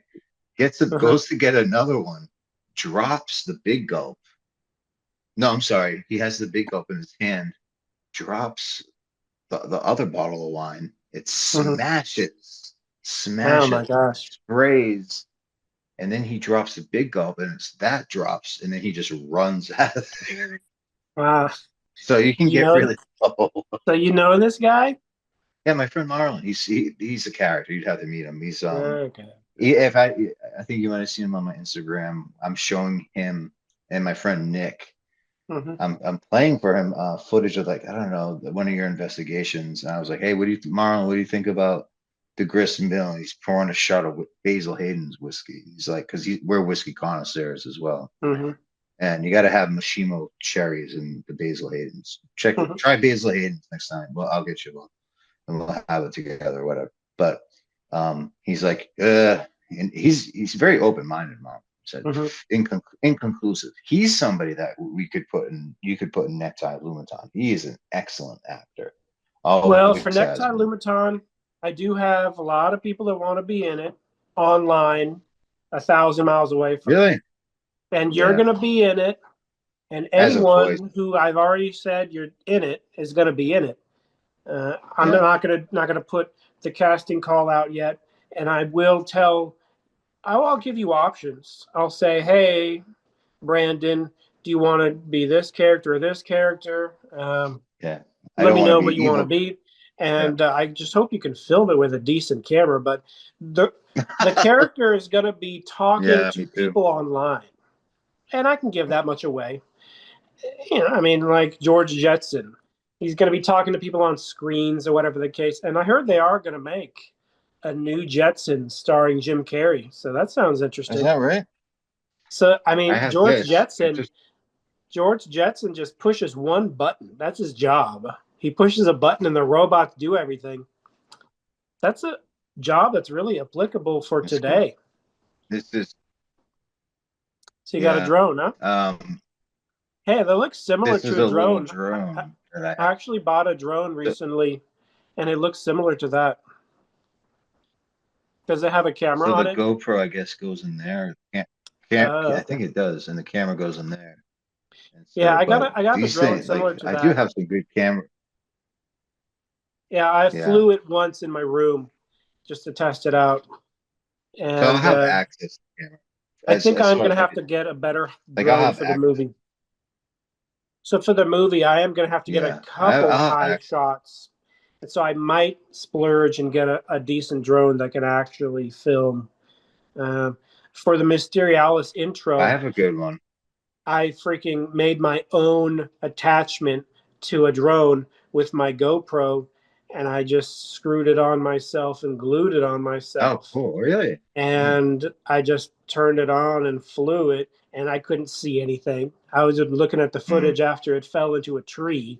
I had to grab it out of a tree, and that's how I got Yeah, it that takes some getting used to. Mysterialis footage for the intro of that show. That was But very cool. That was very someone cool. showed me their footage of a drone on their phone, and it's really good. So the quality of I can't is believe high how good enough. it is. Yeah, Yeah. So I want my movie my to be. stepfather. I want my movie to be Netflix approved, just from a technical perspective. Netflix, in no way, shape, or form, is going to say we want this thing, unless they do. I doubt it. You know what I mean? Maybe Amazon Prime. Maybe if not. Well, Netflix, I'm hoping Tubi or Tubi Pluto movie. TV. Pluto You know, TV. I've been talking about Pluto I've seen TV for a while. I've been YouTube. watching Pluto TV a lot. And Kevin Smith has his movie on Pluto TV right now. Does he really? Which one is that? I saw Kevin Smith do a live stream on Instagram. Yeah. For what? I'm trying to think of the movie. I've watched this movie twice at this point. It's called the 4:30 movie. So at 4:30 p.m., Kevin Smith said, "Check out my new movie, the 4:30 movie," and it was for free on Tubi with commercials. I love it. But I got to watch the 4:30 movie live while Kevin Smith watched it live, and he narrated it live on Instagram for free. He's I got so to watch good it free. at that. He narrated it for free. And I could tell that movie was a passion project. Yeah. And that movie, the character Major Murder is based on Sergeant Slaughter. I knew it. Yep. On Instagram, he said he grew up in the same neighborhood as Sergeant Slaughter in real life. Oh, is that right? New Jersey. And he said he didn't know if any day now he would meet Sergeant Slaughter. And I think he said he never met him. But he said he did reach out to Sergeant Slaughter, and he said, "Sergeant Slaughter, do you want to be in my movie?" And Sergeant Slaughter said, "I'm not an actor, man. I'm not an actor." But he's a professional WWF actor. So yes, he's an actor, but for some reason or another, maybe he's retired from acting. Yeah, he's old. Yeah. But I've seen Sergeant Slaughter act on G.I. Joe, the cartoon. G.I. Joe. Unless that was a different person's voice. He's done commercials, I think. He's done commercials. He's done WWF promos. Right. He acted in the ring. But a lot of that was real. I mean, yes, it's rehearsed, but it's rehearsed acting to an extent, physical acting, and he can act, but maybe he felt a little bit too rusty. So I wish Sergeant Slaughter was in the 4:30 movie, but Kevin Smith, for legal purposes, had to change it to Major Murder. But that character is 100% based on Sergeant Slaughter, one of my favorite wrestlers, believe it or not. Yeah, mine too. He was a great G.I. Joe. I mean, I have his G.I. Joe character, or do I? Refrigerator Perry G.I. Joe was always the best one to have, though. Remember Yeah, that there's one? only 2 original G.I. Joes that are real human beings. Sergeant Slaughter and Refrigerator Refrigerator Perry? Perry. Those are the Oh, only wow. 2. Hmm. And everyone else is fictional and fake and not real. But those are 2 real human beings. I'm a huge fan of William Refrigerator Perry Yeah. as well. Right. Well, Kevin Smith is one of my, like, I mean, when I think I can talk, or my dad can talk, or like people, Kevin Smith can talk with distinction, and he can hold your attention, and he can make like the most mundane aspects sound like so funny, and put it in such a brilliant way, and wrap it around to like lessons about life from George Carlin, to like how he interwoven his life with all these interesting people, from Quentin Tarantino as an independent filmmaker in the same type of class as Quentin Mhm. Tarantino, really, who even Quentin Tarantino looks up to Kevin Smith for some things and asks for his take on things and stuff. And I've always been drawn to Kevin Smith just because he reminds me of me. And not only just Yeah, me, but like my best friends and stuff. Like he has that quality of like, oh, I know this dude. And he doesn't talk down to people, and yeah. Kevin Smith. he's not a cynic about anything. Like anything that like you see like that critics hate, Kevin Smith's like, no, I liked it. It was really cool. I really liked this part, and like he's always so positive, which I always I like. mean, So, but I gained a lot of. Kevin Smith earned a lot of respect from me when I found out he worked at the Quick Stop in real life, and that's not a fictional yeah, true. store; it's a real store that actually existed. But because it's on the Yeah, East Coast, I never heard of it. We don't have it on the West right. Coast. I don't know how Oh many. Is it a rare? Is it a rare no, convenience store over there on the East no, there's Coast? a few. I think it is that particular one though. It's like a New Jersey Mm-hmm. Indian owned thing. But Yeah, have you seen a Quick Stop before? sure. I've It's never like seen it. I always thought when I was watching like The Simpsons, like there was like Quickie Mart was a take on Quick Stop. Ah, I mean, Yeah. it could. Well, I don't know. Or I mean, 7-Eleven. I don't know. Yeah, I think Simpsons predates Clerks. it does. But I mean, like Yeah, Quickie Mart, but Quick Stop doesn't, right? I So, got an alert from AliExpress. oh yeah, what are they So I saying? ordered a couple things from AliExpress. I've ordered literally 1,000 things from AliExpress. I think that's the website that worships Lord Josh, right? Like Lord Josh is Lord like Josh said he's a fan of he's like the AliExpress biggest as thing in well. China. Yeah, he's like the biggest Lord. Love you. AliExpress, you got to Shout out to Lord Josh. understand, Happy if Halloween, you Lord Josh. if you spend $100 on AliExpress, in America, that would cost $1,000. So yes, Yeah, it's worth it, and it's way better than Temu. Temu is AliExpress wannabe. yeah, AliExpress is the place to be if you want to get dirt cheap labor from a region known as China. yeah, They're hard workers. They're great professionals. I've had a lot of exchanges. yeah. I am publishing a book, and I'm Right. going straight to a publishing Chinese company, because if you go to an American publishing company, they'll go to China and they'll be a third party, That's true. and they're going to Uh, charge you 10 times more, and that exact same printing factory in product. China is going to make it. So I'm going straight to China when I publish my ghost hunting book. Smart. Yeah, I cut wanted out to the publish middleman. my ghost hunting book literally 5 years ago, and it's written, it's done. I wrote it, it's Yeah. done. My ghost hunting book, it's done deal. It's like 200, 300 pages. It's not a huge read or anything. It's just an No, that's introduction very to ghost hunting from an true. actual paranormal investigator. And Yep. With the I've actually badge, ghost dude. hunted 100+ places. Yeah. And I put only the best of the best and things I've learned. I talk about things I've learned so other people can learn those things if they want to, or they can just read the book. And the book isn't out, and I'm not plugging it. It's not for sale yet. What happened was I put my money into crypto, and I turned $500 into $5,000, and I was 100% going to put that $5,000 straight into my book publishing and release my book. Mom. But I was so newbie in terms of selling. See, I was good at holding, Uh, but I wasn't good at selling. And Yeah. so I woke up one day and my $5,000 worth of crypto dropped to $600, and I Yeah. cashed out, and I maybe made $100, No, but I had to cash out because if I didn't, it would have went down to zero. even more. What Yeah. happened was all the other people had an automated robotic setup for a cash out amount, and I didn't have any automatic robot setup because I wanted to hold until it hit 5,000. Well, the thing Yeah. is, everyone else was waiting for that moment too. Mm-hmm. So in crypto, if I can give any piece of crypto advice, let's say you have a crypto that you bought for 20 cents. You're waiting for it to hit $1. Guess what? A million other people are waiting for it to hit $1. Not just you, a million other people. Because human beings like to think in even numbers. $1, $2, $1.50, $1.75. Humans Yep. like to think in very, Fives and zeros. Yeah. very obvious currency numbers that they're used to in everyday life. And so if they're waiting for Yep. $2 to hit, you're waiting for $2 to hit. Everyone, see, I stupidly thought I'm the only one waiting for $1. Right. Everyone in the universe was waiting, and they had robots set up to sell at $1, and I didn't know that. Right. And so it was at 96 cents. I should have sold at 96 cents. I would have had 5,000 bucks in my account right now. Yeah, that's all right. So it's a lesson learned. You can Yeah. learn and move on. Napoleon Hill, in his book Think and Grow Rich, says Amazing failure book. Yeah. isn't a bad thing. Yeah, I read that And book. I created this mathematical equation myself after reading Think and Grow Rich a couple times, and I created it. So this is my creation of a mathematical solution.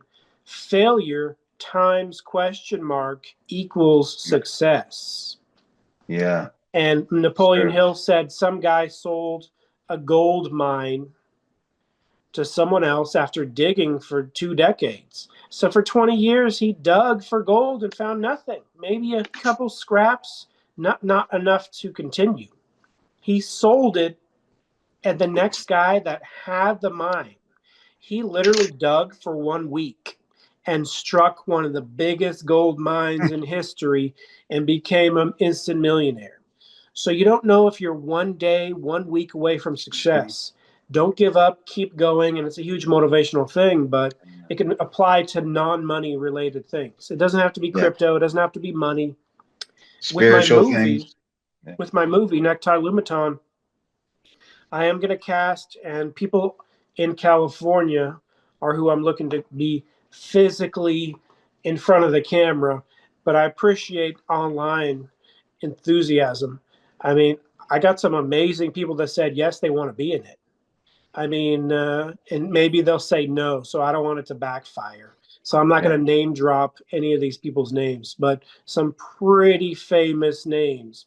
I would say 3 pretty famous names said yes, they want to be in it. 3 That's awesome.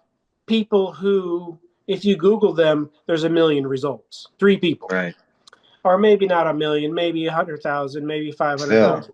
But whatever. 3 people with 10 websites dedicated to their existence. I mean, 3 pretty prominent people. And this movie isn't about getting celebrities. I want nobodies. And I want to find, I just thought about this today. I want to find a punk that has a great personality. There's going to be some punks, and it's a cyberpunk movie. So there's going to be some punks with cyber involved, whatever that means. Maybe they're a hacker. I think I know the guy. Maybe they have some Android features, maybe some cybernetic attachments to their, whatever the case. And someone asked me, are there going to be androids in your movie? And I was like, I don't know. But yes, there has to be some Android feature. There has to be some. I'm going to have to lazily throw together. Now, I saw this movie. I saw this movie on my Roku of a futuristic movie that takes place in the future, right? Right. And the props were made out of cardboard. And it looks like they were made with the budget of $10. Yeah. My movie's budget is thousands of dollars, not $10. Okay. I've already spent probably over $2,000 from AliExpress alone. And Right. so, as I said, $100 is like $1,000. So I've sort of spent like Right. $20,000 from AliExpress. No, that's a good point. I don't I know. mean, you, I don't want to overblow it. You'll see it when you see it. And yeah, I but want every scene to be really cinematic. I'm a huge fan of Stanley Kubrick. look at what I'm gonna Kevin Smith shoot. did. I'm gonna shoot 50 times until that's an exaggeration. I'm gonna shoot 10 times, 20 times. I'll just Well, tell there's you a lot of, this. Have you seen my Back to the Future video where I of sort of course. act at the beginning? Which one? My 1.21 Back to the Oh Future yeah. video. Who Well, hasn't I seen it? wake up and I Oh answer the yeah, phone and I say hello. yeah. That was one take, no second take, just That was one really good. take. And I thought it was horrible. I was like, this Really? sucks. But there was someone else behind the Perfect. camera and they're a family member and they're like, I don't want to, they don't want to push the record button anymore. They're done. Sayonara. So I was Really? stuck with that one take. I couldn't do a second take. But with this movie, I'm going to do 10 takes regularly. So, Brandon, when I ask you to do a commercial, a fake commercial in the movie, for example, or maybe you're going to be someone that tells me some advice in the movie, or whatever the Cool. case. Maybe you're Yeah. going to be someone that is an expert at something. Maybe you're going to be someone that has a tip on something. I'm going to ask you to do it like 5 times, 10 times. I hope that's okay. Fine. Hope that's Yeah, fine. absolutely. I'm going to use the best take. Stanley Kubrick was an So expert. Kubrick, I was gonna say Kubrick did the same thing. It's unreal. It just means when somebody focuses. You know what I Well, mean? Nixie wanted to join us. Oh, all right. Nixie. Perfect time. I think we're so cute. Hey Nixie. You being a good girl? You Yeah, being a she's good being good. girl? She's being good. Aw, it's cutie pie. Pretty good pie. That was pretty wild, wasn't it? I don't know. Where I found this was at this college. Mm-hmm. Just like lying around. Like I think someone was gonna throw it away maybe. Wow. And I was like, I can use this. And I think I came over to Christmas dinner with this on to see if Mm-hmm. my mother would notice, and she didn't for a few minutes. And then when she noticed, she like just jumped, Freaked out. Yeah, but it's like It almost is real definitely freaky. It kind of with the hair. reminds me of The Purge. Yeah, a little bit. It It's looks like just so something someone from The Purge would wear. I've something probably that seen paints. 2 of The Purges, and Yeah, they're not bad. They're not. not bad. I don't like horror movies, and they're definitely not horror movies. They're kind of thriller with a little bit of this and that. They're not too scary, to be honest. Yeah. Well, we But forgot to talk about our I never got a chance to get a shot of Renee Gin. This is the Harry Potter Ooh. gin Oh made wow. by Which Emma Watson's gin company, and no way. Look at it's that. really founded by her brother and Wow. her. Her brother and her co-founded it. That's pretty cool. I didn't know that even existed. So Wow. I That's a gotta nice say looking his name class. is Alex Watson. So Alex Okay. Watson is like the CEO of Renee Gin, and Everybody has one. That's awesome. Emma's kind of busy, but it's a pretty good gin. I'm not gonna lie. People I'm gonna like have a gin, shot man. of this right now. I just gotta have a Yeah. shot. All right, let's go The for cap is so heavy, it. Look at that stylings on that. and I believe this is a first year. This is a first year of Renee Gin. I think they're Very on their cool. second or third year now. So it's not a blue Bombay gin. It's more of a yellow sort of. The reason it's yellow is because the Watson family happens to have a couple bucks in their bank account, or Is should I that say right? pounds, Pounds, and yeah. they own a winery. Oh wow, jeez. And they wanted to upcycle some of their wine grapes, which are clearly, we're talking not the red wine, but white wine. Right. And they wanted to upcycle some of their white wine grapes and infuse it into gin for an original That sounds gin. good. Wow. And it actually works really well. Nice. And they're not gin is usually like they're not paying me flowery. or anything. I'm not sponsored by them. I wish. Hey, Does Renee want to sponsor me? Give me a free Renee hat.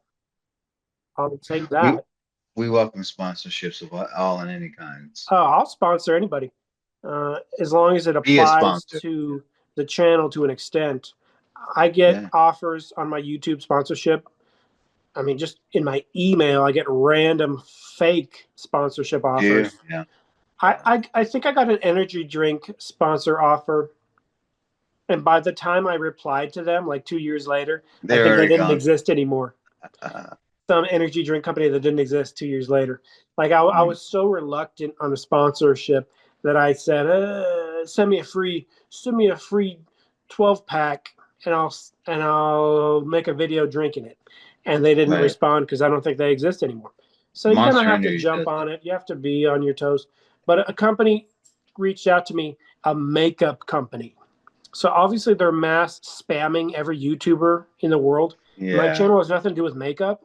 I'm not going to put on makeup man, in a million years. Not interested. that's funny. But Okay. if someone that even remotely applies, any energy drink company, whatever the case, this is Renee Gin. Doritos. I'm going to taste it for the first time in probably a year.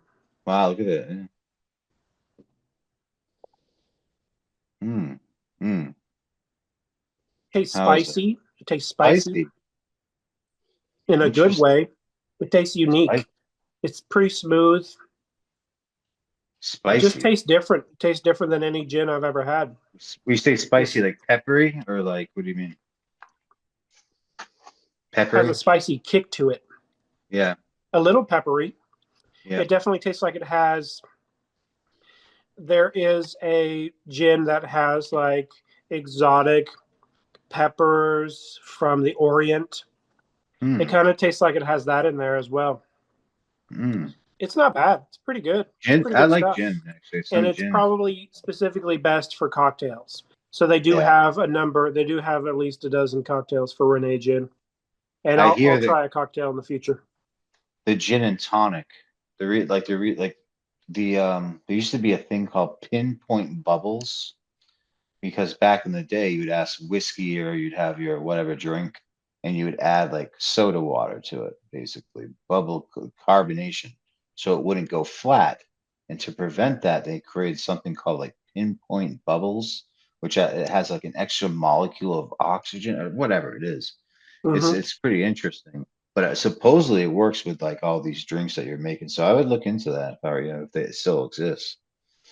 I don't know if you have a carbonation machine or whatever, but maybe you can Well, still get it. I'm not sure. I think club soda is like probably the closest you'll get to it, something like that. Alameda, California Oh wow, really? makes this. What It's is that? absinthe. It's the scary absinthe stuff Wow, that Mr. Van Manson, Gogh yeah, went crazy supposedly. But drinking. I don't drink absinthe too much, and I only use it Never as had it. I only use absinthe as like a couple drops to like change the flavor a little bit. Yeah, with the Now, sugar on it and all that. absinthe tastes a lot like licorice.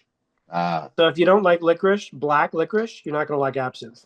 okay. Absinthe is made from a plant that is related to the licorice plant, and it tastes almost exactly like the licorice plant. It's basically Sounds like licorice. Jägermeister or Yeah, something. it's kind of like Jägermeister. Hmm.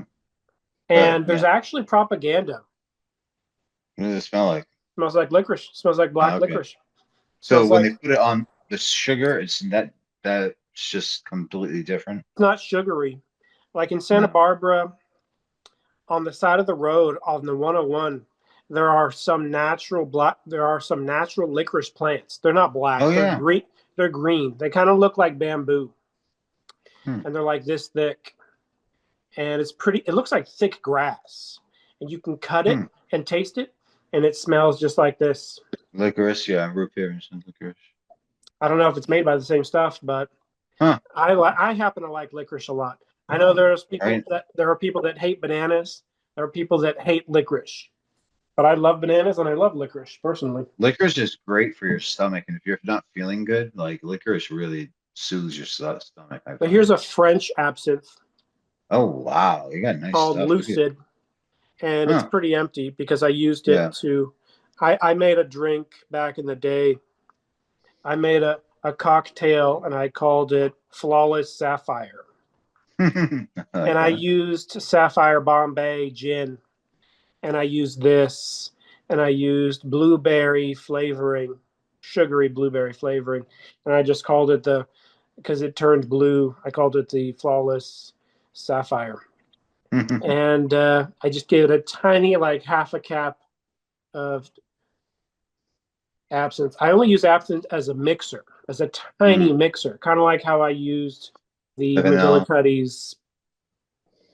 Vanilla. And Yeah. I can't do a shot of absinthe. It's too strong. No. It's too strong. Now, there is propaganda. I had to look it up, and I found it. There's propaganda against absinthe by the wine companies back in Van Gogh's time. What happened was absinthe was becoming popular. And the main alcoholic beverage at the time of popularity was wine. Of course. So all the wine companies got together and they made propaganda saying that absinthe is poisonous and will kill you and make you crazy. Wow. It was propaganda, so nobody bought it because it was cutting into their profit margin. Wow. So while it's something you shouldn't consume on a regular basis, even alcohol experts today are still scared of it. And it's definitely not my favorite, but I like it as a tiny mixer. You mix it on a tiny level in a drink, and it'll make it taste like licorice. If you don't like licorice, don't mix it. But I love licorice. I love black licorice personally. Sounds good to me. I've never had it. It does look good though. It was Van Gogh's favorite drink of choice. He probably chugged full-blown shot glasses of it. And, you know, I mean, he lived a hard life, so I don't blame him. I don't blame him. Yeah, I mean, I don't know. This idea of the artist having to be a tortured person. But it is cool that you had all Well, he was pretty tortured. I mean, his only love interest was a prostitute, and he chopped his ear off. That's a pretty tortured guy. I don't know. I mean, maybe. They say he died from getting shot. They don't know if he was shot by someone or he probably shot himself. Yeah. So it's pretty sad. But he was super prolific. I mean, I have a follower that hates Van Gogh's guts. Why? How could you hate Van Gogh? Like, Van Gogh's a genius. I know. I've seen his stuff in person, and like, you don't understand it. There's some stuff that you don't understand until you actually see it in person. Van Gogh is definitely one. Rembrandt is another one of those people. Van Gogh painted over 2,000 works of art. Wow. Around 900 paintings. That is prolific. And when you do the math, he did like a painting every 3 days for the last 5 years, 10 years of his life. And he sold in his lifetime 1 or 2, maybe 3. So this dude sold 2 paintings in his lifetime, 1, 2, maybe 3. And yet he painted almost 1 new masterpiece every 3 days, every 4 days. That's intense dedication. So his brother knew that. And his brother helped finance his painting career. Really? And when he died, his brother showed his paintings next to the coffin. And that's when interest in his paintings really started to blow up. When people saw them in the window, the sunflowers specifically became really popular. Yeah. And that's just, that's the trend. But when I was in art school, I saw a documentary on Van Gogh. And this is how the documentary started. He would walk to school every day. So he's a kid walking to school every day. He's a Dutch guy. And my follower, who's a big fan, thank you for being a big fan of the podcast. Appreciate you and your likes and your comments and your thumbs up. We can disagree. We can agree to disagree, but my big fan hates the Dutch. And so they can't be American. The Americans have we don't even have an opinion of the Dutch, let alone hate them. We don't barely know what the Dutch are. You know what I mean? That's America for you. But Vincent van Gogh walked to school every day, and he saw a tombstone because he had to pass the graveyard every day to school. And the tombstone read, Vincent van Gogh. All right. I think I remember And that. his parents named his brother Vincent van Gogh. And when his brother died, they named him Vincent van Gogh. Not Vincent van Weird. Gogh 2, just the exact same name. It's kind of like Yeah. having a cat or a dog and using the exact same name twice. So I Yeah. could see it being psychologically demoralizing to see his own name on a tombstone every day. That would give a little insight into his young life.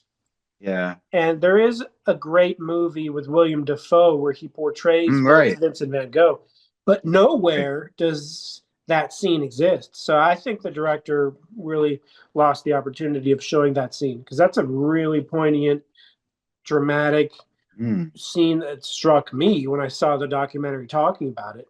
No movie Makes has sense. ever portrayed the scene of him walking past his own name on a gravestone. Have you ever And seen so, the Have you ever seen the Doctor Who episode where I think it's one of the Christmas episodes where Doctor goes back in time and takes Van Gogh. He needs Van Gogh for whatever reason to fight off these intergalactic species that have hidden themselves in his paintings or whatever, right? no, And I then, never saw that one. but what happened? He takes Van Gogh with him, and then he's cool and everything. But then the assistant's like, we know what he's gonna do, don't you? And doctor's like, yeah, we unfortunately there's not really much we can do about that. And she goes, well, can't you just do one thing? And he's like, what's that? And so then the next scene is them taking Vincent van Gogh into like the Louvre in Paris or the British Museum and showing it's Vincent van Gogh walks up to the curator and the curator is like, oh, this is Vincent van Gogh. And the guy's like, Vincent van Gogh, can you tell me a little bit about the artist? And he's like, well, and he gave so beautifully, and it's like he didn't think that he'd ever reach that. So then like, oh, that will give him hope.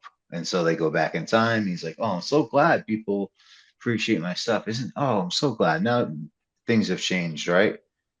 And they don't change for him. It ends up the same way. It's a really good Doctor Who episode though. Wow, sounds like a good episode. Yeah. Yeah, I like Doctor Who. I think Karen Gillian's in it with it's the David Tennant Doctor. So I believe so. It might be Matt. I could be wrong, but check that out if you want. Okay, I'll check it out. Yeah, I haven't seen every episode. I've seen a couple of that season. I've seen a couple of that Doctor Who, but I haven't seen them all. I haven't seen them all. Talk about a show that you have to produce every week and and create a monster and all these effects, practical effects, tie it into the lore that's been around for 50 years, all these different things, sci-fi, fantasy. I mean, it's a pretty impressive thing, Doctor Who. So, well, for Vincent van Gogh, I got to have a tiny bit of an all right, just a tiny bit, not a lot. All right, a little bit for Vincent. A micro Drink shot. to me. What's that song Vincent van Gogh, Bob Dylan wrote? Pretty good. Drink to whoa, straight up. Wow. Ooh, boy. Fire. That is strong stuff. Wow. Yikes. That was like 110 proof or something. Jeez. Whew. It's pretty. That stuff is so strong. I'm going to use the Disaronno cocktail as a mixer. I mean, as a chaser. As a chaser. Jeez. Man, wow. But I'm not even close to buzzed. That's I would cool. have to have That's good. 6 more shots before even being close. I have a high tolerance too, I have to say. I got to work tomorrow, but it's no big deal. You'll be fine. I'll be fine. Yeah, drink a bunch of water. Drink a liquid IV. Yeah, I'm going to have a lot of water. I'm going to drink lots of water. Put something in your stomach. All right. Well, happy Halloween, everybody. Happy Halloween. All right. I hope everybody has a safe one out there. And watch out for trick-or-treaters who are coming. And watch out for those clowns. The clown purge will be coming. And John and I will be part of the clown purge. Say goodbye to Muncher and to Slimer and to the Ghostbuster extraordinaire, John. And thanks for joining the Pyramidal podcast. We'll see you next week. Bye. Peace out. All right, bye.